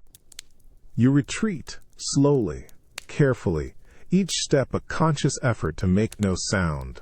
The gnawing hunger in your own belly feels grotesque, monstrous, in the face of this savage feast. You realize that the darkness of night now holds not just the silence of the dead, but the terrifying active presence of hunters. And you understand that in a world stripped bare, where the sun itself seems to have abandoned you, humanity faces not just invisible sickness, but the sharp, cruel teeth of a returning primordial wildness, a darkness that will devour what little remains. You feel the harsh sting of the whip's recoil against your own palm, a sharp, physical jolt that vibrates up your arm. The air around you is thick with the scent of unwashed bodies, stale sweat, and something acrid, almost metallic, like dried blood on ancient leather. It mingles with the pervasive, sickening sweetness of incense, burnt in desperate quantities, and the heavy, cloying odor of fear. Your ears are assaulted by a cacophony of sound. The rhythmic thud of bare feet on stone, the ragged gasps of exertion, and the sickening crack of leather on flesh. You are amidst a procession, but this is no joyous festival. This is a gathering of flagellants, their faces contorted, eyes wild with a fervor born of terror. They move through the narrow streets, a grim, shuffling wave of humanity, their bare backs exposed to the biting winter air. You watch them, your own body recoiling, yet unable to tear your gaze away. Their movements are hypnotic, a grotesque dance of self-punishment. With each step they bring the heavy, knotted ropes down upon their own backs, upon the backs of the person in front of them, a brutal, communal act of penance. You hear the sharp, wet thwack of the leather, followed by a collective grunt, a shuddering intake of breath. The air is alive with a strange, primal energy, a mixture of pain, desperation, and a distorted sense of hope. You feel the vibrations of their heavy steps through the very ground beneath your feet. Their backs are a raw, bloody mess, crisscrossed with angry red welts, some already weeping open wounds. Yet their faces betray no sign of stopping. Instead, their eyes gleam with a strange, almost ecstatic light, as if in this agony they find some perverse purification. They moan prayers, their voices hoarse and ragged, blending into a single haunting chorus. Mercy! Forgive us! Save us! The crowd that lines the streets is sparse, hushed, their faces a mixture of morbid fascination, pity, and a shared, profound fear. Some drop to their knees, weeping, joining in the desperate supplication. Others simply watch, their eyes wide, their bodies rigid, clinging to the shadows, wary of getting too close to this spectacle of communal suffering. A small child, clutching his mother's hand, buries his face in her skirt, whimpering at the sight. You watch as one man stumbles, his legs giving out beneath him, but he's quickly pulled back up by his comrades, forced to continue the brutal procession. No one offers comfort. No one questions the necessity of this horrifying ritual. It is simply done, a desperate, communal plea against the invisible enemy, a theatrical display of piety in a world where God seems to have turned his face away. You stand there, the sharp, coppery scent of fresh blood now mingling with the incense, and you realize that humanity, when faced with an existential threat, will seek any answer, no matter how brutal, how self-destructive. This isn't faith born of peace, but faith forged in absolute terror, a desperate gamble that pain, freely given, might somehow appease the wrath of an angry God. You understand that this festival of fear, this agonizing display, is not a testament to strength, but to the crushing weight of utter, profound helplessness. You feel the clammy, coarse brick of the pillar against your back, its cold seeping through your thin tunic. The air is thick, not just with the stench of decay that permeates everything, but with a new, sharper smell, acrid wood smoke, human sweat, and the unmistakable metallic tang of fear. Your ears are filled with a growing crescendo of noise, a low, angry murmur, punctuated by shouts, screams, and the dull thud of something heavy hitting wood. You're pressed into a throng of people, their bodies jostling, their breath hot on your neck, all eyes fixed on the makeshift stage ahead. It's not a stage for entertainment, but for torment. A crude, elevated platform of rough planks, centered in the marketplace, bathed in the lurid glow of flickering torches. And on that platform, what can only be described as a butcher's block, stained dark, gleaming faintly in the dancing light.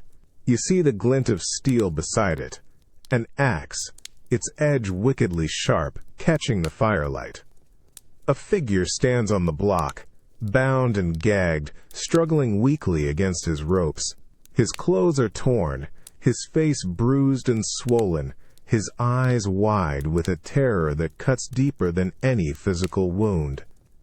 He is an outcast, accused not of plague, but of a different kind of crime in these desperate times. Witchcraft. The crowd, a collective beast of fear and fury, roars its condemnation. "Witch!" they scream. "Heretic! Bring the judgment!" You watch as the executioner, a hulking man in a leather apron, his face obscured by a hood, steps forward. He picks up the axe, hefting its weight, testing its balance with a practiced, chilling ease. The man on the block begins to convulse, a frantic, desperate struggle, his muffled cries barely audible above the howling mob. His eyes, fixed on the axe, plead for a mercy that will not come. The scene feels surreal, a gruesome, living tableau of medieval horror. The flickering torches cast long, dancing shadows, making the executioner seem like a demon, the victim a tormented soul. The smells of the crowd, their fear, their hatred, their sweat, all blend into a suffocating miasma. You feel a chill that penetrates deeper than the winter air, a cold born of witnessing such raw, brutal cruelty. The axe rises, gleaming, then falls. The sound is sickening, a wet, heavy thud that echoes in the sudden, stunned silence of the crowd. A gasp, a collective intake of breath, sweeps through the throng. Blood, dark and arterial, sprays, catching the torchlight in a macabre rainbow. The body slumps, still. The silence holds, thick and heavy, for only a moment.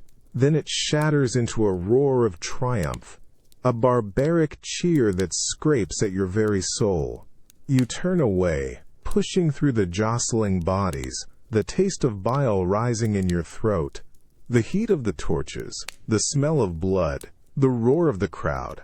It all feels like a nightmare you cannot escape. You realize that the plague has not only killed bodies, but it has corrupted souls, turning neighbor against neighbor, twisting fear into a thirst for vengeance and brutal spectacle. This butcher's block theater is not justice. It is a primal scream of a terrified, desperate humanity, desperate to find an enemy, any enemy, to blame for the unfathomable darkness that has consumed their world. And in that moment you understand that some horrors are born not of pestilence, but of the human heart. You feel a wave of nausea crash over you long before you even see the river. The air, already thick with the general stench of the plague-ridden city, here becomes something far worse. It's an overpowering, putrid assault on your senses. The heavy, cloying smell of human waste, of stale urine, of decaying refuse, all mingled with the metallic tang of something organic rotting in stagnant water. It clings to the back of your throat, burning your nostrils, forcing a grimace onto your face. You pull the rough cloth of your tunic over your mouth and nose, but it offers little protection against this pervasive, sickening miasma. You reach the riverbank, and the sight is as horrifying as the smell. The water, usually a clear, swift-flowing brown, is now a sluggish, opaque gray-green, like festering pus.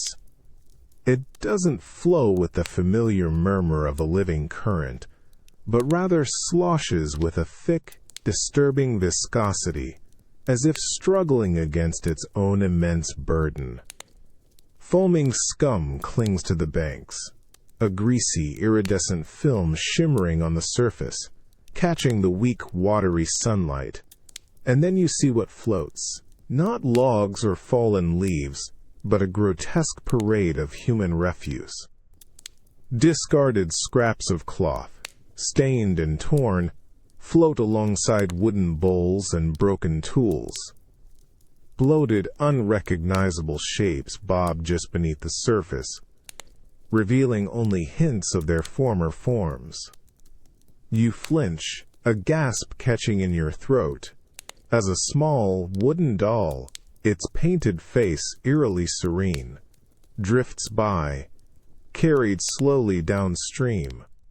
It's a silent, undeniable testament to the lives that have been swept away, their possessions, their very essence, now polluting the lifeblood of the city. The sound of the river is no longer comforting. It's a sickening, gurgling whisper, the mournful lament of a natural artery choked by human despair and neglect. You try to look for a spot where the water might seem cleaner, clearer, but there is none. Every inch of the bank, every ripple on the surface, screams of contamination, of unhealth. You see a few figures, haggard and desperate. Further down the bank, they approach the water cautiously, dipping buckets with a grim, resigned air, their movements slow and heavy. They don't meet your gaze, their faces etched with a shared, profound hopelessness. They know this water is tainted, know it brings sickness, but what other choice do they have? The wells are dry, or rumored to be poisoned. This filthy, disease-laden river is their only source, a cruel parody of life-giving water. You watch as a woman fills her bucket, then quickly splashes some of the murky water over her face, as if washing away the grime of the world, or, perhaps, simply trying to numb the stench. You can almost taste the bitterness on her lips, the grit on her tongue. It's a profound act of desperation, a silent acknowledgement that the very source of life has become an agent of death. You stand there, the smell burning in your nose, the sight searing into your memory, and you realize that this isn't just a river, it's a mirror. It reflects the complete breakdown of order, of hygiene, of everything that sustains a healthy community.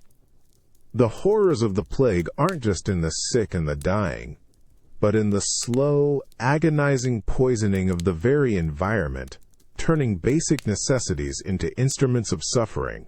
You understand that when even the water we drink becomes an enemy, survival transforms into an agonizing, unwinnable war against the unseen, the omnipresent, the utterly defiled. You feel a sudden, jarring jolt as your foot catches on something uneven, almost sending you sprawling into the muck. The air here, in the heart of the lower city, is not just foul. It's a living, breathing entity of putrefaction. It presses against your face, heavy and inescapable, a physical weight on your chest. You gag, a bitter taste rising in your throat, and quickly pull your cloak further over your nose and mouth, a futile gesture against the sheer overwhelming assault on your senses. This is the Great Stink, and it's worse than anything you've ever imagined. It's 1,000 smells all at once, blended into a single suffocating miasma. The sharp, acrid bite of stale human waste from overflowing privies. The sickly, sweet decay of refuse piled high in the narrow streets. Rotting food scraps, animal carcasses, unidentifiable organic matter. Underneath it all, the pervasive, metallic tang of sickness, of fever, of unwashed bodies, and the ever-present, cloying scent of death. Every breath you take is a forced inhalation of this horror. Your boots sink into a soft, yielding filth that coats the cobblestones. You try to pick your way carefully, but there's no clean path. The streets are rivers of muck and slurry, flowing sluggishly with whatever has been discarded from the cramped, leaning houses that line the alleyways. Your eyes, stinging from the acrid fumes, dart around. You see piles of rags, discarded broken pottery, and the skeletal remains of small animals, all slowly dissolving into the general squalor. The darkness of these narrow passages, even in daylight, feels oppressive, as if the very light is afraid to penetrate such profound filth. The buildings themselves seem to lean inward, their timbers warped and cracked, their windows grimy, reflecting only the murky, polluted sky above. You hear the scuttling of rats, emboldened by the abundance of waste, their soft rustling sounds a constant, unsettling accompaniment to the silent terror of the street. There are people here, a few, huddled in doorways, their faces pale and drawn, their eyes vacant. They move slowly, as if the very air saps their strength, or perhaps they are simply accustomed to this suffocating reality. They don't speak, merely exist, breathing in the stench, living within its pervasive grasp. You see a mother, trying to comfort a coughing child, her face a mask of weary resignation, her gaze fixed on nothing. You feel a profound sense of helplessness, a realization that this is not just an unpleasant smell, but a physical manifestation of a society collapsing under the weight of disease and neglect. The Great Stink is not an inconvenience. It is a siege, an invisible killer that permeates every pore, every breath. You push on, driven by some desperate errand, your head spinning, your stomach churning. You realize that you aren't just walking through a city. You are moving through a living embodiment of decay, a place where the very act of breathing becomes an act of courage, a defiance against the constant, overwhelming threat to your life. And in this moment you understand that some horrors are so pervasive, so deeply ingrained in the very fabric of existence, that they become the air you breathe, the ground you walk on, the inescapable, suffocating reality of a world consumed by darkness. You feel the chill of the immense, drafty hall before you even step fully inside. The air, though drier than the plague-ridden streets, carries the stale scent of ancient stone, polished wood, and something far more unsettling, the lingering cold perfume of absolute power and the subtle underlying tang of fear. Your worn boots echo faintly on the cold flagstones as you enter, a sound swallowed almost instantly by the cavernous space. Above you, heavy tapestries depicting glorious hunts and forgotten battles hang limply, their once vibrant colors faded to muted browns and grays in the weak light filtering through narrow, high windows. Dust motes dance in the thin shafts of sunlight, shimmering like trapped spirits. The vastness of the room feels oppressive, designed to make any individual feel utterly insignificant. At the far end, raised on a dais, sits the Lord. He is not a man of grand gestures or booming pronouncements. No, his power is a silent, chilling presence that radiates from him like the winter cold from a stone. He sits almost motionless on a heavy carved oak throne, his rich dark furs and velvet robes contrasting sharply with the pallor of his face. His eyes, deep-set and unblinking, sweep over the small gathering of supplicants, his gaze impassive, utterly devoid of warmth or concern. It feels less like he's looking you, and more like he's looking through you, as if you are nothing more than an inconvenient shadow. You stand amongst the few others brave enough, or desperate enough, to seek an audience. Their heads are bowed, their bodies hunched, their faces carefully averted from the dais. You feel a prickle of sweat on your brow, a sharp contrast to the biting chill of the hall. The air itself seems to hold its breath. A servant thin and silent stands rigidly beside the throne, a polished silver goblet in his hand, his eyes fixed on the floor. A woman, her face streaked with tears, makes a small trembling gesture towards the Lord, her hands clasped in a silent plea. His eyes flick past her, without a flicker of acknowledgement, without a change in expression. She shrinks back, her shoulders slumping in defeat, pulling her tattered shawl tighter. Another man, his clothes frayed, tries to catch the Lord's eye, but his gaze slides away like water, off polished stone. The silence that follows is thick with unspoken despair, each unanswered plea a heavy weight in the already suffocating air.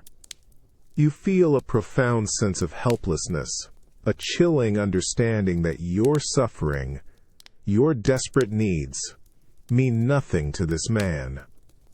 His indifference is a wall, impenetrable, absolute.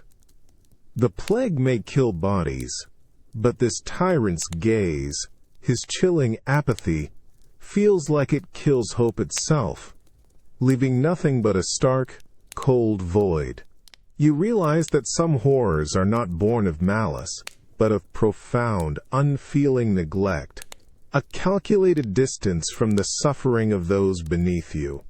And in that moment you understand that even in the face of a world consumed by death, some men will remain utterly, terrifyingly unmovable, their power a cold, dead weight on the shoulders of the living. You feel the polished, cold marble floor slick beneath your worn boots, a stark contrast to the rough cobblestones of the plague-stricken streets. The air in this opulent chamber is heavy with the cloying sweetness of exotic perfumes, a desperate attempt to mask the pervasive, underlying stench of a dying world. It's a scent that feels suffocating, almost predatory, clinging to your throat and making your head spin. Around you, the hall pulses with a different kind of dread, one not of sickness, but of hidden agendas. Velvet and silk rustle softly as figures drift through the faint light filtering from high windows. These are the Lord's courtiers, his advisors, his inner circle. Their faces, though unlined by hunger, are etched with a cold calculation, their eyes constantly assessing, judging, weighing every word, every gesture.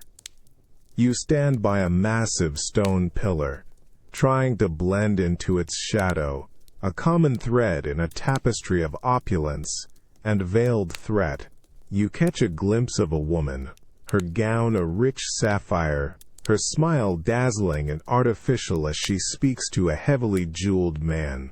Her laughter, a light, tinkling sound, does not reach her eyes, which dart away, assessing another's reaction before returning to her conversation. The sounds are all hushed, refined, yet laden with immense tension.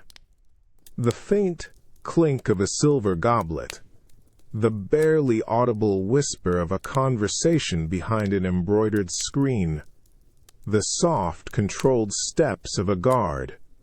Every sound feels deliberate, every movement choreographed.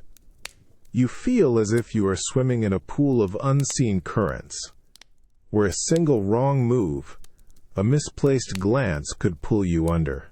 You watch as two men, seemingly engaged in pleasant conversation, exchange a look so sharp, so filled with unspoken malice, that it sends a shiver down your spine. Their smiles remain fixed, but their eyes are cold, predatory, like snakes watching their prey. They are vipers, each waiting for the other to falter, to show weakness, to make a misstep in this treacherous dance of power. The air thickens with a palpable, unspoken pressure. You feel their gaze, or the gaze of those like them, sweep over you, dismissive and fleeting, yet sharp enough to prick your skin. You are an outsider, a ghost from the suffering world they have walled themselves off from, yet you are also a potential pawn, or a convenient scapegoat, in their intricate, deadly games. You realize that the horror here isn't the swift, agonizing death of the plague, but the slow, insidious poisoning of the spirit, the constant, gnawing fear of betrayal. This court is a place where lives are traded like currency, where whispers are sharper than daggers, and smiles hide the deadliest intentions. And you understand that while the plague may bring visible suffering, the true darkness often resides in the hearts of men, a cold, calculating horror that can be far more insidious, far more enduring than any disease. You feel the cloying, sweet smell of sickroom air, a mix of stale fever sweat, spilled gruel, and the faint, familiar odor of decay that clings to everything in this desperate time. The small cottage room is dim, lit only by a single sputtering tallow lamp that casts long, wavering shadows on the rough-hewn walls. The air is heavy, almost suffocating, with unspoken grief and a chilling, pervasive dread. In the center of the room, a rough wooden cradle rocks gently, pushed by the trembling hand of a woman whose face is a mask of utter exhaustion and profound terror. Her eyes, sunken and red-rimmed, dart between the cradle and your own face, a desperate, frantic plea in their depths.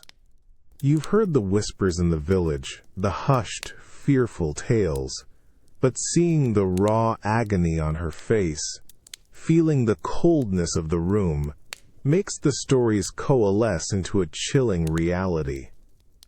You approach the cradle cautiously, your heart thumping a heavy rhythm against your ribs. The air around it feels different, colder, somehow heavier. As you peer inside, your breath catches. Swaddled in coarse blankets, a tiny infant lies, its face a mottled, purplish hue. But it's not the sickly color that makes your blood run cold. It's the eyes. They are wide open, unnaturally so, fixed with an unsettling intensity that seems to pierce right through you. Not the soft, unfocused gaze of a newborn, but something old, knowing, almost malevolent. Its mouth, usually small and soft, is drawn in a thin, unnatural line, and when it opens, a low, rasping sound emerges. Not a cry, but a gurgle that feels ancient and alien. The skin, usually plump and soft, is surprisingly rough to your hesitant touch, almost scaly. The mother whimpers, clutching her hands to her chest, her gaze fixed on the infant with a horrifying blend of maternal instinct and pure, unadulterated fear. She pulls back slightly, her body rigid as if terrified to touch it, yet unable to abandon it. You hear her breath catch, a dry, choked sob. "It's not mine," she whispers, her voice raspy, barely audible. "It's not my child. It came in the night. It took my child." You look back at the changeling in the cradle, its unnervingly intelligent eyes seeming to watch your every move. The silence in the room is broken only by the mother's shallow breaths and the faint, unsettling rustle of the blankets around the infant. You feel a profound sense of wrongness, a primal terror that gnaws at the edges of your sanity. This isn't just a sick child. This is something else. Something unnatural. Something that has replaced what was once innocent and vulnerable. You realize that in a world consumed by plague, where death is everywhere, the mind desperately seeks explanations, even supernatural ones. But this feels more real than any fever dream.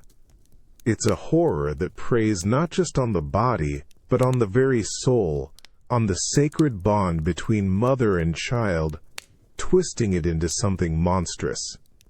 And in that moment you understand that the darkness of the past is not just about disease and death, but about the terrifying, unexplainable things that crawl out of the shadows, stealing innocence, and leaving behind only a cold, unnatural dread.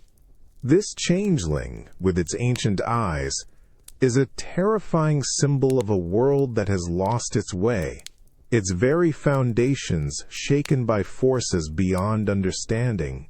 The pungent resinous smoke from burning herbs stings your eyes, a bitter taste rising on your tongue as you swallow. You feel the gritty, coarse texture of rock salt under your bare feet, spread in a wide, unbroken circle on the rough wooden floor of the cottage.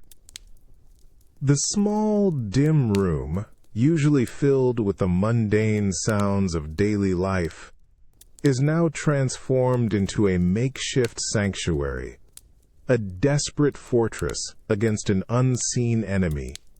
Flickering tallow candles, placed at cardinal points, cast long, dancing shadows that make the familiar walls seem to writhe, alive, with nervous energy. The air is thick, not just with the acrid smoke, but with a palpable tension, a shared, suffocating fear. The changeling's cradle, now the center of this frantic defense, seems to glow with an unnerving stillness in the candlelight. You move with careful steps, your fingers tracing a crudely drawn symbol of protection on the doorframe with a piece of charred wood, the rough charcoal leaving a dark, smudgy line. Every gesture is deliberate, imbued with a desperate, ancient belief. Beside you, the mother, her face a mask of hollow exhaustion from sleepless nights, murmurs prayers in a low, continuous drone. Her fingers, trembling with a mixture of hope and terror, clutch a small, tarnished crucifix, its cold metal pressing into her palm. Her eyes dart nervously from the symbol on the door to the cradle, then to your face, seeking reassurance you cannot truly give. An old crone, her face a roadmap of ancient worries and hard-won wisdom, her movements slow but precise, scatters dried garlic cloves around the windowsills, the sharp, pungent aroma cutting through the herbal smoke.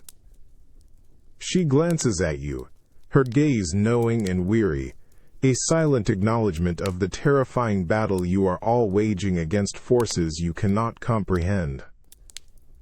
Each piece of garlic, each grain of salt, is a fragile barrier, a whispered plea against a lurking, malevolent presence. You hear the faint crackle of the herbs in the small brazier, the rhythmic thrum of your own frantic heartbeat. Every creak of the old house, every gust of wind whistling through the cracks in the walls is amplified, sounding like a deliberate, testing push against your fragile wards. The cold, damp air from outside seems to press against the windows, a chilling reminder of the unknown darkness beyond the circle of light and salt. Your gaze returns to the cradle. The changeling lies unnervingly still, its wide, intelligent eyes fixed on the ceiling, or perhaps on something far beyond. Its abnormal quiet is more terrifying than any cry, a chilling testament to its unnatural nature. The candlelight catches a fleeting glint in its eyes, an almost imperceptible flicker, and a shiver runs down your spine. Despite all the rituals, all the desperate efforts, you feel the pervasive sense of its presence, a cold, watchful weight in the room. Suddenly, a violent gust of wind rattles the cottage, making the window panes shudder and groan. One of the candles splutters, then dies, plunging a corner of the room into deeper shadow. The air grows colder, almost metallic, and for a heart-stopping moment, the changeling's eyes seem to glow faintly in the remaining light. An illusion, perhaps, but one that sends a fresh wave of terror through you. You realize that this isn't just about protection. It's about reclaiming a sense of control from an uncontrollable world. It's the desperate human need to believe in something, anything, that can stand against the rising tide of incomprehensible evil. In a world where the plague takes the body, this other horror targets the very soul. And these desperate, ancient rituals are the only shield you have left, a testament to the enduring, terrifying power of belief in the face of absolute, crushing dread. You feel the cold, clammy sweat trickle down your back, a stark contrast to the stifling air in the crowded tavern. The scent of stale ale, unwashed bodies, and cheap tobacco clings to everything, mingling with the omnipresent faint tang of sickness that seems to seep even into places of supposed revelry. The low murmur of hushed conversations, the clink of pewter mugs, and the occasional burst of forced laughter all feel brittle, artificial, a thin veneer over a profound shared anxiety. You sit hunched at a rough wooden table in a shadowy corner, nursing a half-empty mug, your gaze sweeping constantly across the room. Every face, every gesture seems to hold a hidden meaning. The light from the single sputtering fire in the hearth casts dancing shadows that make familiar faces appear sinister, their eyes gleaming with suspicion. You try to blend in, to become invisible, but the very act of trying makes you feel more exposed. You overhear fragments of conversation, snippets that send a chill down your spine. A man at the next table, his voice low and conspiratorial, whispers about a neighbor who suddenly disappeared after expressing doubts about the Lord's decrees. Another recounts a tale of a family, too loud in their mourning, who were swiftly taken by the guards. Their eyes dart around, nervous, before quickly returning to their own ale, as if even the walls have ears. You feel a profound sense of unease, a tightening in your gut. It's not just the fear of the plague that hangs heavy in the air. It's the fear of being heard, of being seen, of saying the wrong thing at the wrong time. You watch a group of men in dark, plain tunics, sitting near the door, their expressions unreadable, their gazes sweeping over the patrons with a cold, unsettling intensity. They don't drink, they don't speak, they just watch. The Lord's watchers, the whispers say, looking for dissent, for despair, for anything that could be construed as rebellion in these desperate times. A sudden, loud laugh from across the room makes everyone jump, their heads snapping up, their conversations abruptly ceasing. The laughter quickly dies, replaced by a tense, nervous silence, before the low hum of chatter reluctantly resumes. You see the glances exchanged, the unspoken warnings in their eyes. You realize that freedom of thought, of expression, is a luxury no one can afford anymore. You take a slow sip of your ale, its bitter taste, a dull comfort, against the sharp taste of fear in your mouth. You understand that in a world consumed by death, power clings to its authority with an even more terrifying grip, turning neighbor against neighbor, creating an atmosphere of pervasive suspicion.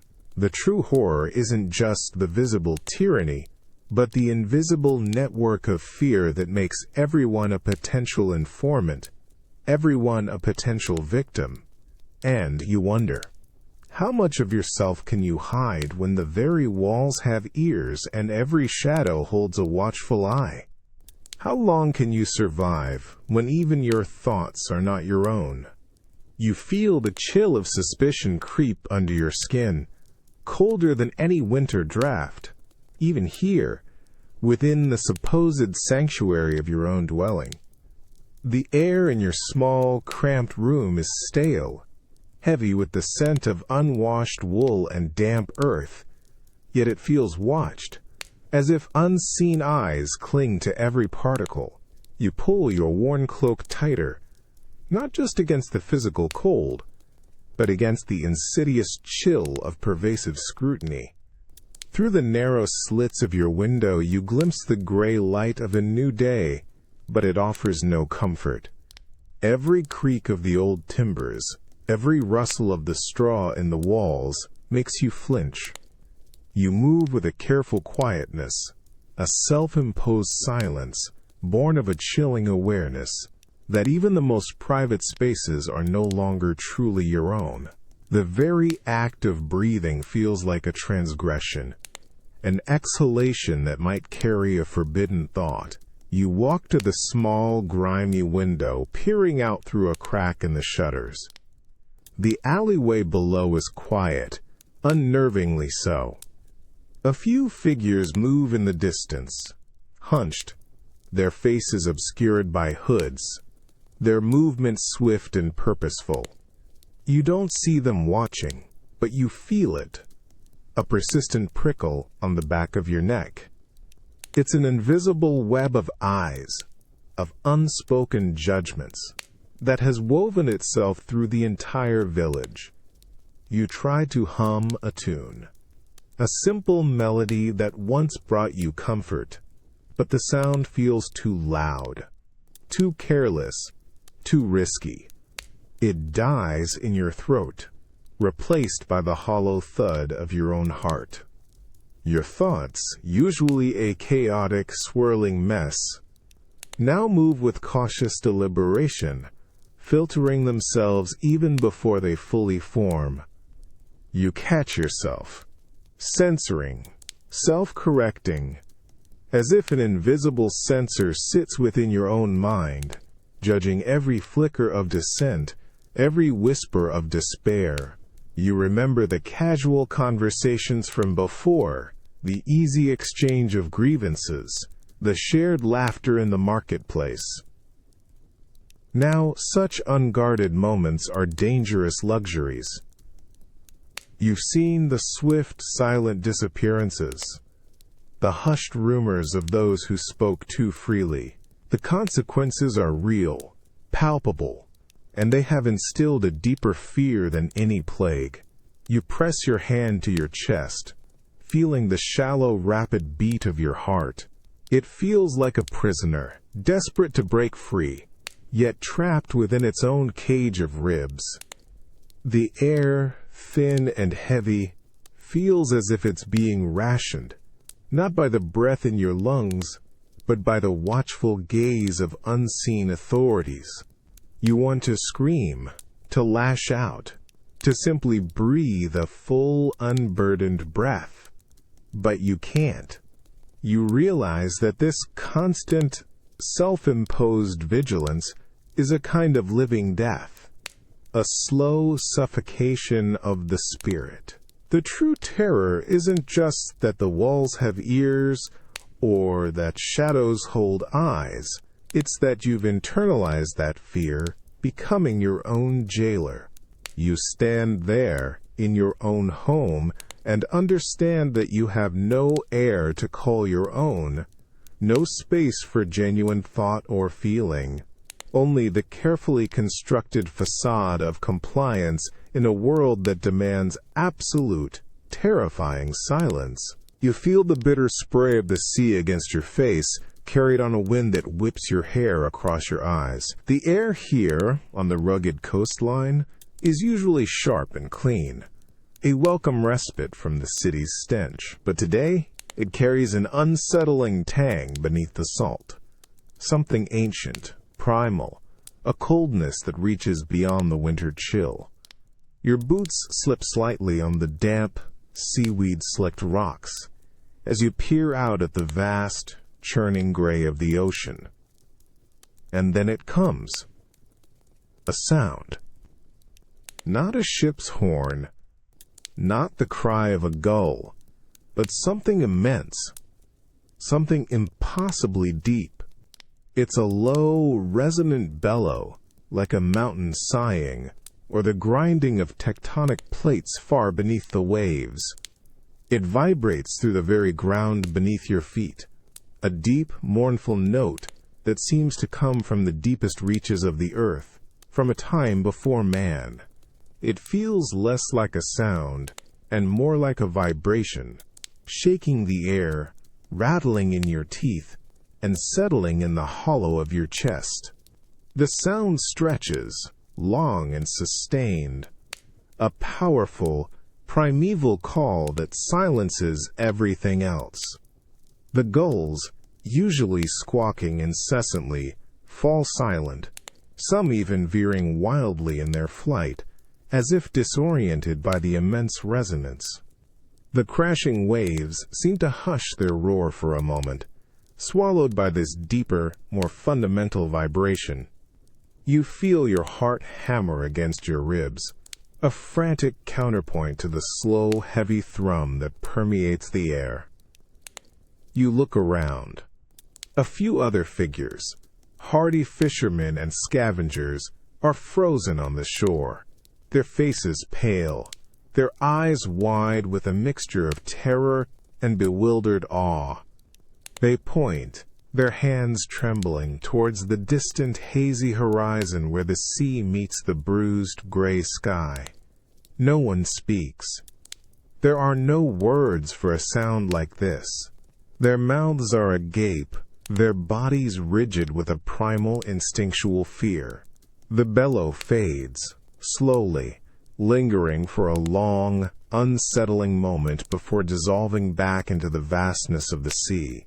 But the echo remains, not in your ears, but in your bones, a deep, unsettling hum that reminds you of its power. The air feels different now, charged, as if something immense has stirred, something from beyond the realm of man. You stand there, the salt spray cold on your lips, the distant rumble still vibrating through your feet. You realize that this is a horror, entirely separate from the plague, from the famine, from the cruelty of man.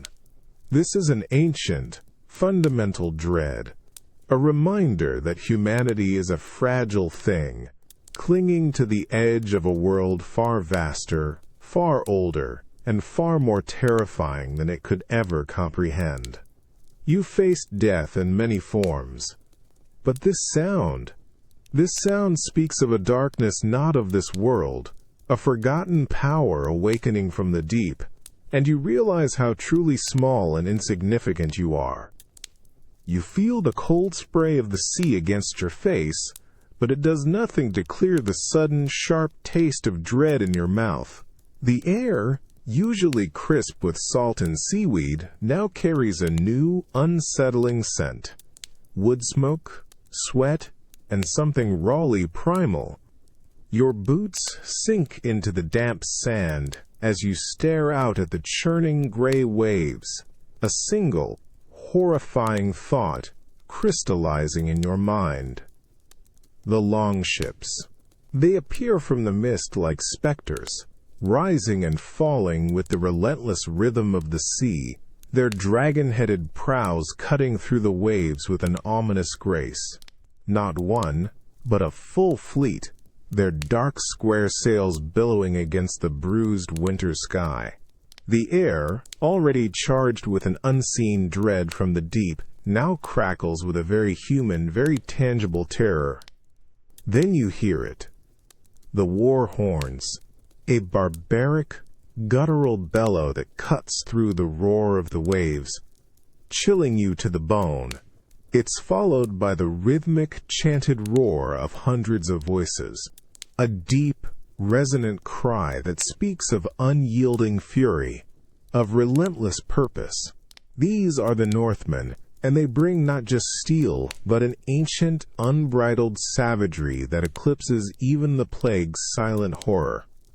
You see figures on the decks of the ships, their forms growing clearer with each surge of the waves. Broad shoulders, horned helmets, the glint of axes and swords in their calloused hands. Their faces, even from this distance, seem contorted with a fierce, almost joyful aggression. They are not weakened by plague, not starved by famine. They are a force of brutal, terrifying life, come to harvest what remains. Panic begins to bloom in your chest, a desperate, animal urge to flee. The few other villagers who had braved the shore are now scrambling, their cries of terror lost in the growing din of the Northmen's war cries. You see an old fisherman drop his net, his eyes wide with a profound final despair, turning to run, his legs clumsy in the deep sand. A woman clutches her child, a silent, desperate prayer on her lips as she stumbles towards the distant tree line. The longships beach with a sickening crunch of wood on sand, and the Northmen pour out, a torrent of muscle and steel. Their heavy boots pound the sand, their guttural shouts filling the air.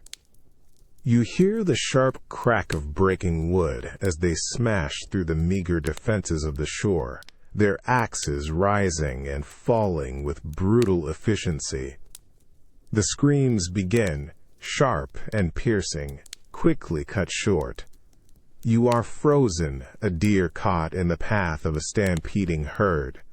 This isn't the slow, insidious horror of an invisible enemy. This is the raw, visceral terror of a visible, brutal force unleashed upon a world already on its knees. You feel the cold sweat prickling your skin, the frantic pulse in your ears. You have survived pestilence, famine, and tyranny. But this is a different kind of ending. You turn and run, the shouts and screams echoing behind you, knowing that some horrors are not born of sickness or divine judgment, but of man's own insatiable, brutal heart.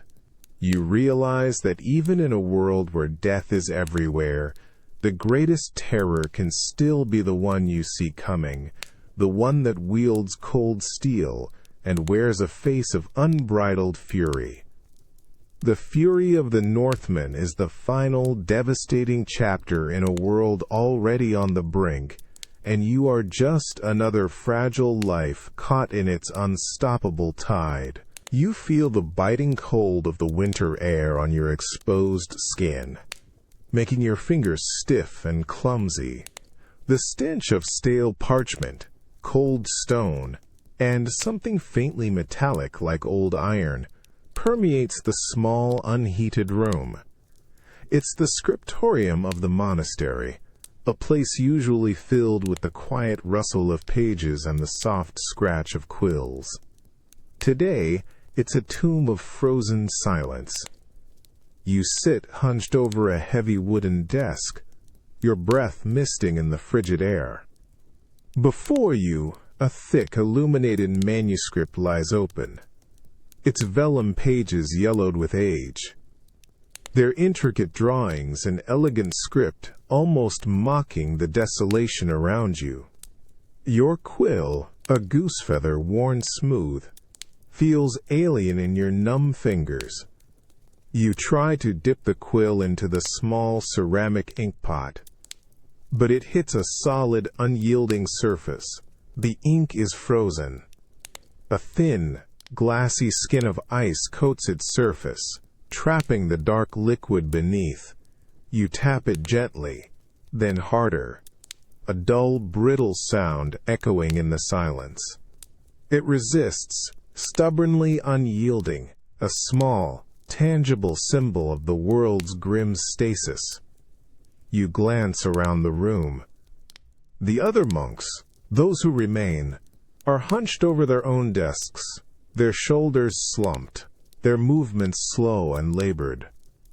Their quills lie still, their inkpots too, holding only frozen despair. A thin stream of smoke curls from a distant brazier, doing little to warm the vast space, its meager heat swallowed instantly by the relentless cold.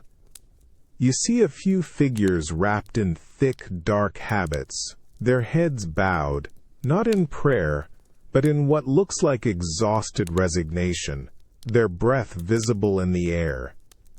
The silence is profound, broken only by the distant mournful clang of the chapel bell, an almost forgotten sound now, and the occasional cough, dry and hacking, from one of the monks. It's a silence that feels heavy, suffocating, laden with the weight of unanswered prayers, of abandoned hopes.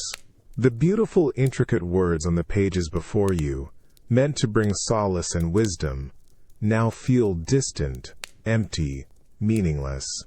You rub your hands together, trying to coax some warmth back into them, but the cold permeates everything. The pages themselves feel brittle, almost frozen to the touch.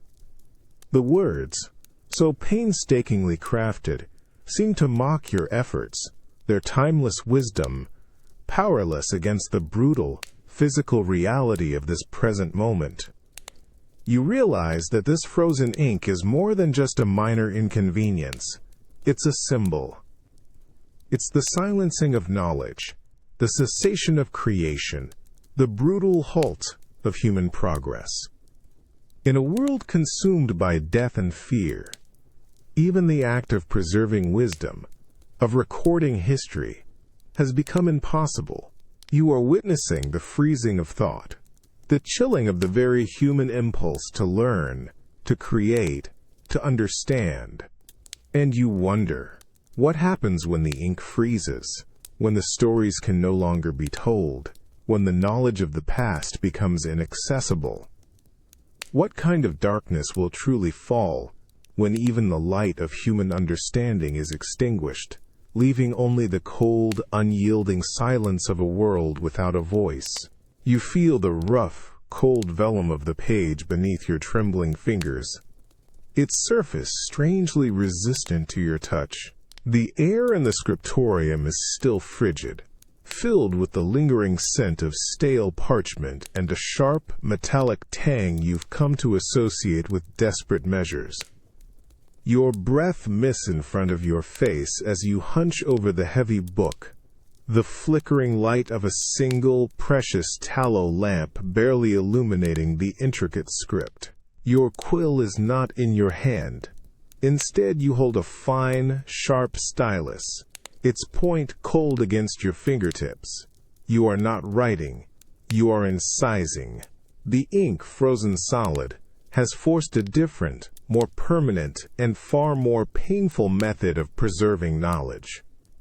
You press the stylus to the vellum, the rigid animal skin resisting at first, then yielding with a faint, almost imperceptible scrape. You push harder, carefully, painstakingly, carving each letter, each word into the precious page. Your hand aches, the muscles in your forearm cramping with the precise, deliberate effort. This is not the swift flow of ink, but the slow, agonizing etching of enduring truth. You hear the soft, almost reverent breathing of the few other monks who remain, each similarly engaged in their grim task. Their faces, pale and drawn in the dim light, are etched with a profound concentration, their brows furrowed, their lips moving silently as they form each word in their minds before committing it to the page. The only sounds are the faint, dry scrape of stylus on vellum, a collective whisper of agony and dedication. The silence is broken intermittently by a dry, hacking cough from one of the older monks, or the soft groan of timbers as the ancient building settles around them. But no one looks up. No one breaks the spell of intense focus. This is a sacred duty, a desperate race against oblivion, a battle fought with tiny, precise strokes against a world collapsing into darkness. You look down at the page. The letters you've carved are shallow, uneven, a far cry from the elegant, flowing script of the original. But they are there. They are permanent. They are a testament to human will, to the refusal to let knowledge perish with the bodies that once held it. You feel the faint, raised edges of the incised letters beneath your fingertip, a tactile confirmation of their existence. A drop of your own blood, a tiny, dark crimson bead, wells from a prick on your finger, where the stylus slipped. It smears across a word, a single, scarlet stain on the pale vellum. You feel no pain from the cut, only a strange sense of resonance. This isn't just knowledge. This is knowledge bleeding onto the page, given life by your own sacrifice, your own enduring spirit. You realize that in a world where everything is dying, where the physical realm is collapsing, the preservation of thought, of history, of human understanding becomes an act of profound defiance. It's a silent, desperate scream against the encroaching darkness. You are not just a scribe. You are a guardian, a vessel for the fading echoes of human brilliance. And you understand that even when the ink freezes, when the very tools of creation fail, the human spirit will find a way, however painful, however slow, to ensure that the stories, the truths, the very essence of who we are, will not be utterly lost to the ghosts of the past. You feel the damp, clinging cold of the empty common room, a chill that seeps into your very bones. The air is heavy, stale, carrying the faint, lingering scent of long-ago fires, spilled ale, and something far more haunting, the ghosts of laughter and conversation that once filled this space. It's a silence so profound, so absolute, that it feels almost physical, pressing down on your ears, making them ache. This was once the heart of the village, the tavern where weary travelers sought respite, where gossip flowed as freely as the ale, where songs were sung and worries were, for a few precious hours, forgotten. Now, it is a shell, a monument to what was. The rough wooden tables, once scarred by mugs and cutlery, are bare and dusty. The benches, once worn smooth by countless bodies, stand empty like silent mourners. You run your hand over the cool, rough surface of a table, feeling the ingrained patterns of vanished celebrations. Your boots echo unnaturally loud on the packed earth floor, each step a violation of the pervasive quiet. A gust of wind whistles through a broken window pane, a mournful sigh that sends a shiver down your spine. Dust motes dance in the weak, watery light filtering through the grimy glass, caught in a lonely, silent ballet. The hearth, usually roaring with a comforting blaze, is a cold, black pit, filled with ancient ash and charred remnants of forgotten fuels. No warmth radiates from it, only the icy chill of abandonment, the faint, sweet smell of decay. That persistent reminder of the outside world seems less prominent here, replaced by the crushing weight of absence, of lives that simply ceased to be. You walk to the counter, its surface sticky with dried spills from a forgotten era. The row of pewter mugs, usually gleaming, are now tarnished, coated in a fine layer of dust, standing sentinel over an empty tap. You reach out, your fingers tracing the rim of a mug, feeling the cold, unyielding metal. It feels heavy, substantial, yet utterly devoid of the life it once held. You close your eyes for a moment, and in the profound silence you can almost hear them. The booming voice of the innkeeper, the clatter of plates, the raucous bursts of song, the low hum of endless stories, the echoes of a vibrant life, now muted, distant, like ghosts attempting to speak from beyond the veil. But it's just that, an echo. The silence quickly asserts itself, deeper, colder, more absolute than before. You open your eyes and look at the empty room, the fading light of the day casting long, skeletal shadows. You realize that the deepest horror of this time isn't just the death of individuals, but the death of community, of joy, of shared humanity. The silence where laughter lived is a void, a terrible emptiness that speaks of a profound loss, not just of bodies, but of the very spirit that made life worth living. And you understand that some places, like some memories, are forever haunted, not by specters, but by the crushing weight of what they once were, and can never be again. You feel the damp, clinging cold of the abandoned market square, the chill seeping through your worn boots and up into your core.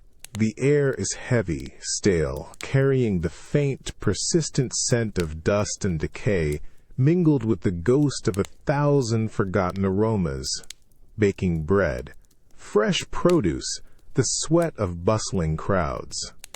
The silence is profound, unnerving, a stark contrast to the lively chaos that once defined this place.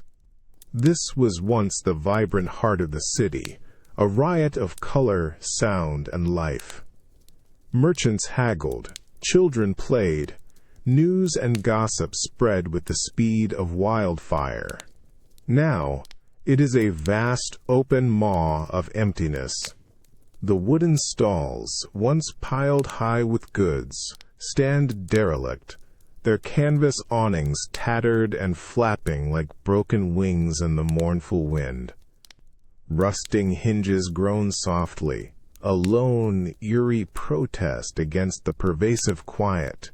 You walk across the uneven cobblestones, your footsteps unnaturally loud in the absence of other sounds. Each echo seems to hang in the air for a moment, then dissipates into the crushing quiet.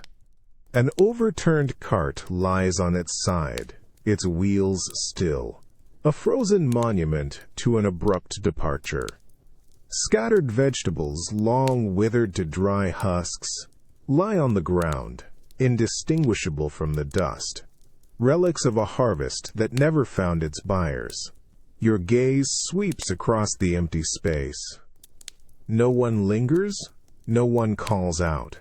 The windows of the surrounding houses are dark, shuttered, like eyes closed against an unbearable sight. You see a child's wooden hoop, half buried in the dirt, a symbol of innocent play abandoned, its bright colors faded to dull memories. The very air seems to hum with the phantom energy of all the lives that once filled this square, a resonant emptiness that feels heavier than any physical presence. You stop by a fountain, its basin cracked and dry, choked with dead leaves and grime. The water, once a steady, comforting murmur, is now a silent absence, mirroring the dried-up life of the city. You run your hand over the cold, rough stone, feeling the texture of neglect, the silence of a once vibrant flow. You close your eyes, and in the profound stillness, you can almost hear them. The cries of the vendors, the chattering of the women, the laughter of children, the endless bartering and movement. The phantom sounds rise and fall, a poignant symphony of what was, echoing in the vast hollow space of what now is. But then, the echoes fade, swallowed by the relentless, cold embrace of the silence. You open your eyes to the stark reality of the empty square, the fading light of the day casting long skeletal shadows. You realize that the deepest horror of this time is not just the bodies lost, but the very fabric of human connection that has unraveled, leaving behind a profound, aching void. These echoes in the emptiness are not just memories. They are the ghosts of a forgotten world, crying out from a silence that will never again be filled. And you understand that in a world stripped bare, the heaviest burden is the sound of absence, the weight of what has been utterly, irrevocably lost. You feel the intense, suffocating heat emanating from the roaring furnace, a dry, baking warmth that claws at your lungs. The air in this cramped alchemist's workshop is a thick, acrid soup of smells, sulfur, burnt herbs, the sharp, metallic tang of copper and lead, and something else, something subtly sweet and disturbing, like a sickness trying to transform itself. Your eyes sting from the smoke, and a persistent cough rattles in your chest. You stand over a bubbling retort, watching the colored liquids within. They hiss and steam, a dangerous, vibrant dance of transmutation. The alchemist, a gaunt man with eyes burning with an almost feverish intensity, gestures for you to tend the fire. He doesn't speak, his focus entirely on the delicate, perilous process unfolding before him. His hands, stained and scarred, move with an almost manic precision, adding pinches of powder, drops of viscous liquid. The fumes are potent. They rise in swirling tendrils, iridescent and unsettling, catching the dim light of the tallow lamps that line the dusty shelves. You inhale, and a bitter, metallic taste coats your tongue, making your head swim. It's a taste of desperation, of forbidden knowledge, of a fervent, almost mad hope for a miracle. The alchemist believes, truly believes, that he can transmute the plague itself, turn its foul essence into something pure, something healing. You watch as he carefully pours a crimson liquid from one flask into another, a delicate stream that gleams ominously in the dancing shadows. The mixture hisses violently, spitting sparks, and a cloud of thick, greenish vapor erupts, acrid and choking. You recoil, coughing, your eyes watering, but he remains unmoved, a strange, ecstatic smile playing on his lips. He breathes it in, this dangerous concoction, as if it were the elixir of life itself. Around you, the workshop is a chaotic labyrinth of arcane instruments, alembics, crucibles, dusty grimoires filled with cryptic symbols. The walls are scribbled with alchemical formulas, circles, and symbols, illuminated by the flickering light, giving the entire space an air of frantic, desperate magic. Each vessel, each ingredient, feels imbued with a dark, unsettling power. You feel a profound sense of awe mixed with a deep, creeping terror. This man is not a healer. He is a magician, a desperate explorer on the fringes of science and superstition. His dedication is absolute, almost terrifying in its intensity. He is risking everything, not just his life, but his very soul, in this quest for an impossible cure. A sudden, sharp crack from the furnace makes you jump. The flames roar, consuming the last of the precious wood. The alchemist turns to you, his eyes wide and brilliant in the flickering light, a mad gleam of triumph in their depths. He holds up a small, stoppered vial, its contents shimmering with a faint, opalescent glow. You stare at the vial, at the bizarre, shimmering liquid, and you realize that humanity, when faced with such an overwhelming darkness, will resort to any measure, however desperate, however dangerous. The fumes of transmutation are not just the stench of chemicals. They are the odor of a profound, consuming obsession, a belief that even death itself can be bent to the will of man. And you understand that in this time, where faith and reason have failed, the most terrifying horror is not the disease, but the lengths to which people will go, the boundaries they will cross, in their desperate search for a miracle, even if it means dabbling in forces best left undisturbed. You feel the raw, burning pain in your throat, a direct result of the acrid fumes you've inhaled, the taste of metallic bitterness still clinging to your tongue.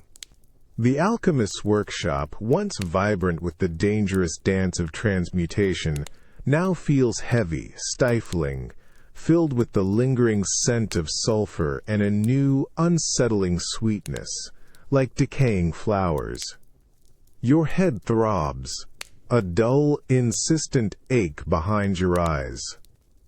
The alchemist, his face pale and drawn, holds the shimmering vial, his gaze fixed on its opalescent contents with an almost desperate reverence.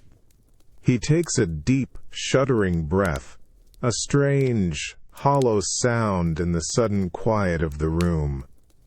You watch him, your heart hammering a frantic rhythm against your ribs, a mixture of hope and profound dread twisting in your gut.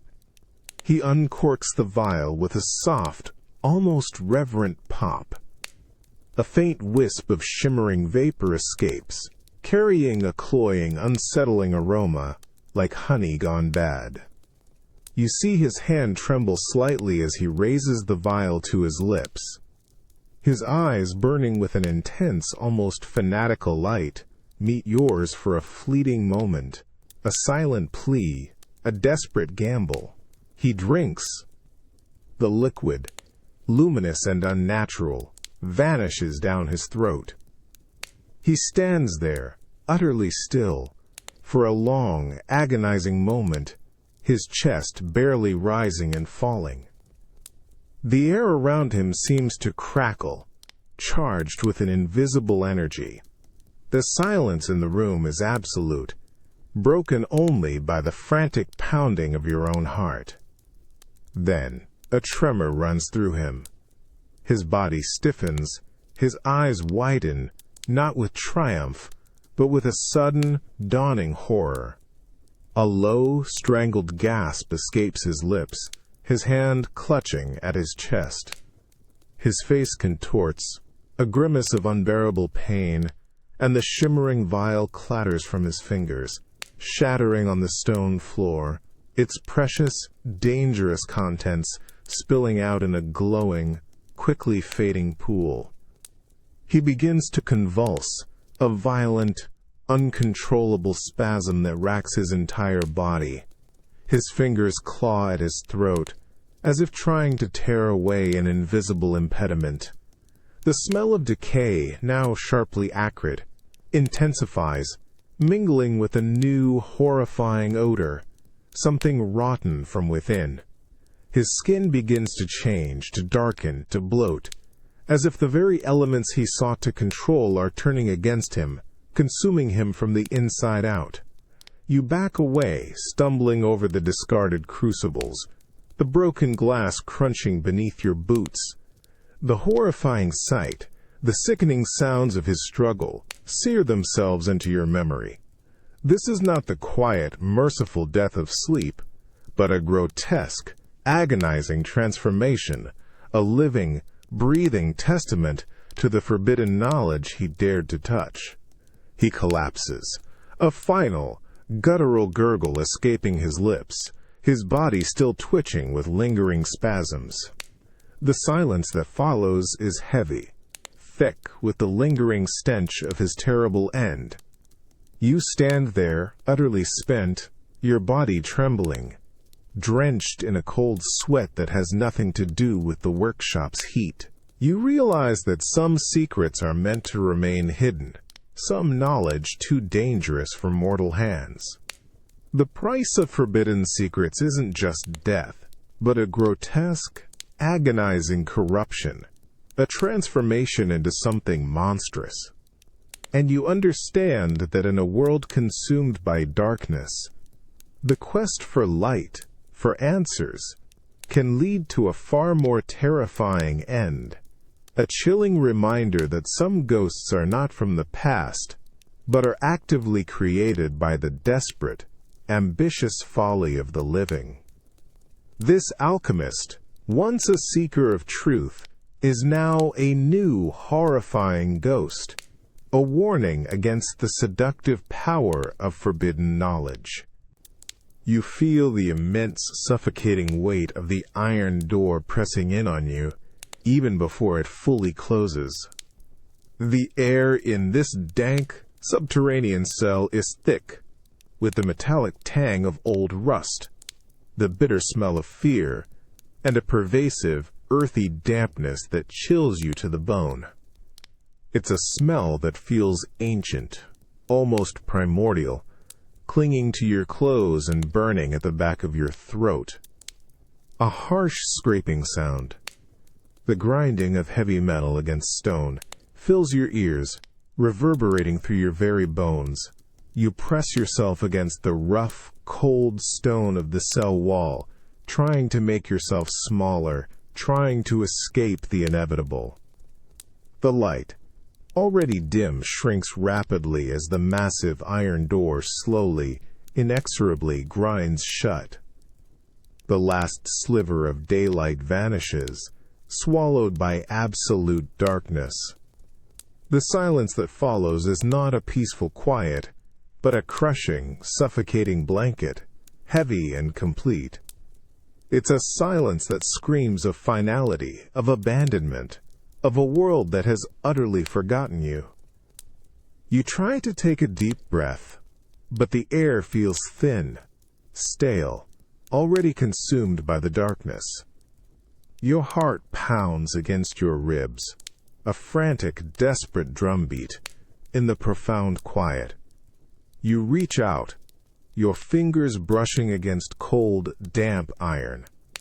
The walls of your prison are smooth, unyielding, impenetrable. There's no chink of light, no crack, no hope of escape. The darkness is absolute, a physical presence that presses against your eyes, making them ache. Your senses, deprived of sight, heighten, amplifying every tiny sound, every subtle smell. You hear the faint drip of water from an unseen source, a relentless, maddening tick-tock against the silence.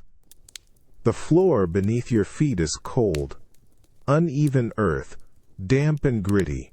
You try to move, to explore the confines of your prison, but the darkness is disorienting, and the walls seem to press in closer with every hesitant step.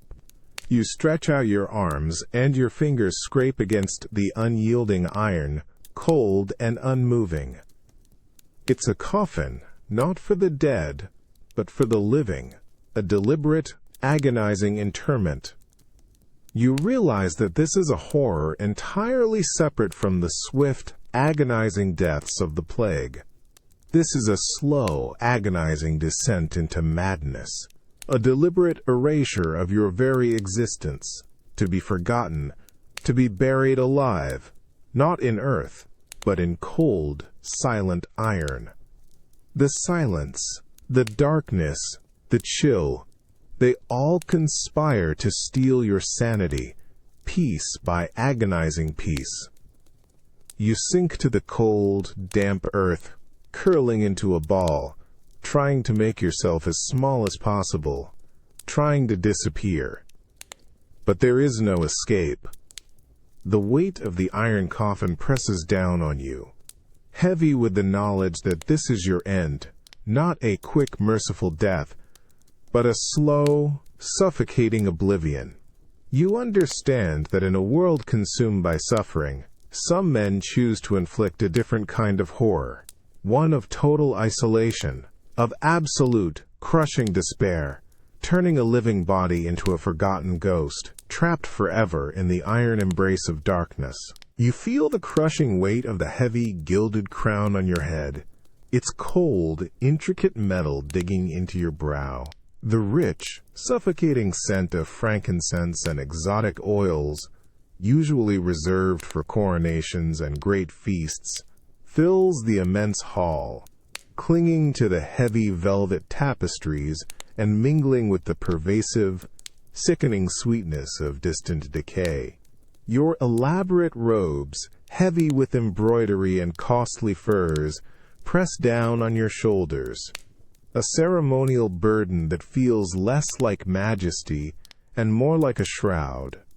You stand on the elevated dais, the polished marble cold beneath your finely wrought slippers. Before you, the vast hall is sparsely populated, the few remaining courtiers and nobles spaced wide apart, their faces pale and drawn, their forced smiles brittle and fleeting. The flickering light from countless beeswax candles glints off their jewels, creating a dazzling, hollow spectacle. You can hear the low, monotonous drone of the high priest, his voice thin and reedy as he recites ancient blessings, words that feel utterly meaningless against the backdrop of a dying world. Each breath you take is a shallow effort, tasting of the cloying incense and the unspoken dread that hangs heavy in the air. The weight of the crown feels immense, a physical manifestation of the impossible burden you carry. It's not a symbol of triumph, but a leaden reminder of responsibilities you cannot fulfill, of a populace you cannot save. Your own hands, encased in soft leather gloves, feel cold and clammy, trembling slightly beneath the opulent fabric. You glance at the figures below, their rich clothes a stark contrast to their gaunt features. Their eyes, when they flicker up to meet yours, hold not reverence, but a desperate, questioning plea, quickly masked by a practiced deference.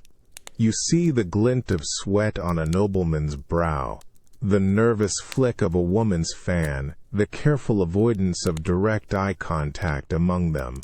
They are all players in this macabre pageant, performing roles of power and stability, while the very foundations of their world crumble.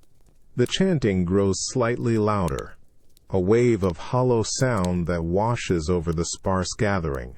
You hear the faint, muffled echo of a distant church bell, not the joyous peal of celebration, but the slow, mournful toll that has become the ubiquitous soundtrack of this endless winter.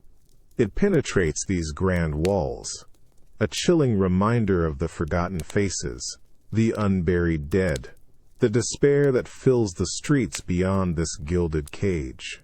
You feel a profound sense of isolation, of performance. This glory, this display of power, feels like a fragile illusion, a desperate attempt to impose order on an utterly chaotic, collapsing world. The weight of the crown, the heavy robes, the forced blessings, they are all part of a grand, tragic lie. You stand there, a king, a leader, adorned in the symbols of enduring power, yet feeling utterly impotent against the invisible enemy that claims your people. You realize that true horror is not always a sudden, sharp pain, but the slow, agonizing realization that even immense power, even great wealth, means nothing in the face of an indifferent, all-consuming darkness. The weight of glory is not a triumph.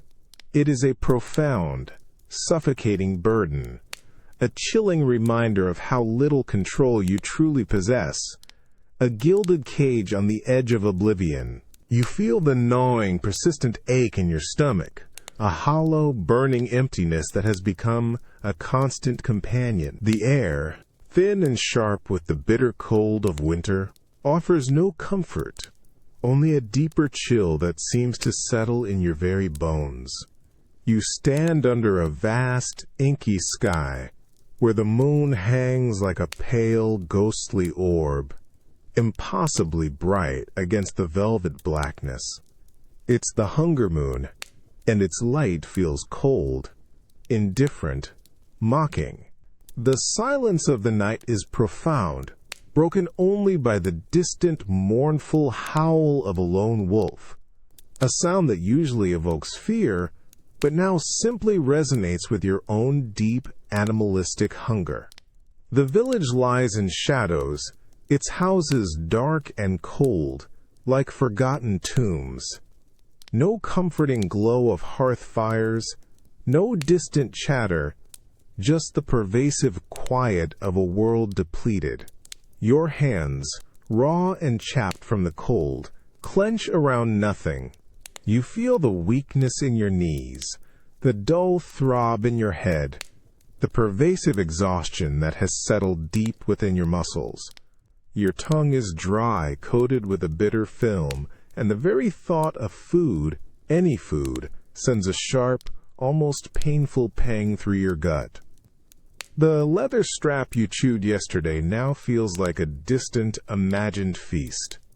You look at the pale moon, its harsh light illuminating the skeletal branches of the bare trees, casting long, grotesque shadows that writhe on the frozen ground. They look like grasping, bony fingers, reaching for something that isn't there. The cold feels less like an external force and more like an internal state, a physical manifestation of the emptiness within you. You see a gaunt figure, a mere shadow, move slowly through the distant alleyway, their movements slow and heavy, their shoulders hunched. They are not looking for company or comfort. They are looking for sustenance, for anything, just like you. A shared, silent despair passes between you, a silent acknowledgement of this brutal, pervasive reality. The stars above, usually a comforting blanket of distant light, now seem impossibly far away, cold and indifferent, offering no warmth, no hope. The sheer vastness of the night sky seems to amplify your own smallness, your utter insignificance in the face of such overwhelming forces. You realize that this isn't just a temporary hardship. This is a slow, agonizing process of starvation, a relentless siege on the very essence of life. The hunger moon is not merely a name. It is a prophecy, a chilling testament to a world running out of time, running out of food, running out of hope. And you understand that the deepest horror of this time is not just the sudden, brutal death of the plague, but this slow, insidious erosion of your very being, a chilling reminder that humanity is fragile, dependent on the earth, and utterly vulnerable when that sustenance is denied. The cold light of the moon feels like a final judgment, cast upon a world that is slowly, agonizingly starving to death. You feel the raw, biting cold seep into your bones, a relentless, pervasive chill that drains every last bit of warmth from your body. The air itself feels thin, crystalline, as if the very moisture has been sucked out of it, leaving only a sharp, painful dryness that stings your nostrils with every breath. You stand in the deserted street, huddled in your threadbare cloak, your breath misting visibly in the frigid air. The moon, full and impossibly bright, hangs in the sky like a giant frozen pearl. Its light, usually soft and ethereal, is now stark and unforgiving, painting the world in shades of harsh silver and deep, unforgiving shadow. It's a light that offers no comfort, no warmth, only a chilling, absolute clarity that reveals every stark detail of the dying world around you. The streets are silent, empty. Not a single hearth fire glows from the dark, cold houses. No distant voices, no rustle of movement, just the pervasive, unnerving quiet of a world gripped by an arctic stillness. The very cobblestones beneath your worn boots feel brittle, as if they might crack and shatter under your weight. You can hear the faint, high-pitched whine of the wind, a thin, desolate lament that seems to echo your own internal emptiness. You look at the world bathed in this frozen light. The skeletal branches of the bare trees, coated in a fine layer of frost, gleam like countless silver needles, sharp and menacing against the velvet black sky. The roofs of the houses, dusted with white, look like a vast, abandoned graveyard. Every detail is rendered with a cruel, exquisite precision. Each frozen leaf, each icy rut in the road, etched with an almost painful clarity. Your fingers, numb and clumsy, tighten around your cloak. You feel the dull ache in your muscles, the heavy weight of exhaustion that threatens to pull you down into the unyielding cold. Your eyes, strained from lack of sleep and the piercing cold, trace the long, distorted shadows cast by the moon, shadows that stretch and twist, appearing like grotesque frozen specters. You realize that this isn't just a cold night. This is a profound cosmic chill, a freezing of the very essence of life. The light itself feels cold, drained of warmth, reflecting only the desolate, dying world it illuminates. It's a scene of stark, overwhelming beauty, yet it holds a terror far deeper than any plague or famine. You stand there, a lone figure in a world frozen in time, and you understand that the deepest horror is not always the brutal, violent end, but the slow, insidious grip of an absolute, pervasive cold that drains all warmth, all hope, all life. The frozen light is not just a spectacle. It is a chilling prophecy, a reminder that even the most vital forces can be utterly extinguished, leaving behind only a world of stark, unyielding stillness where the very light itself has died, a silent, beautiful, terrifying monument to a forgotten past.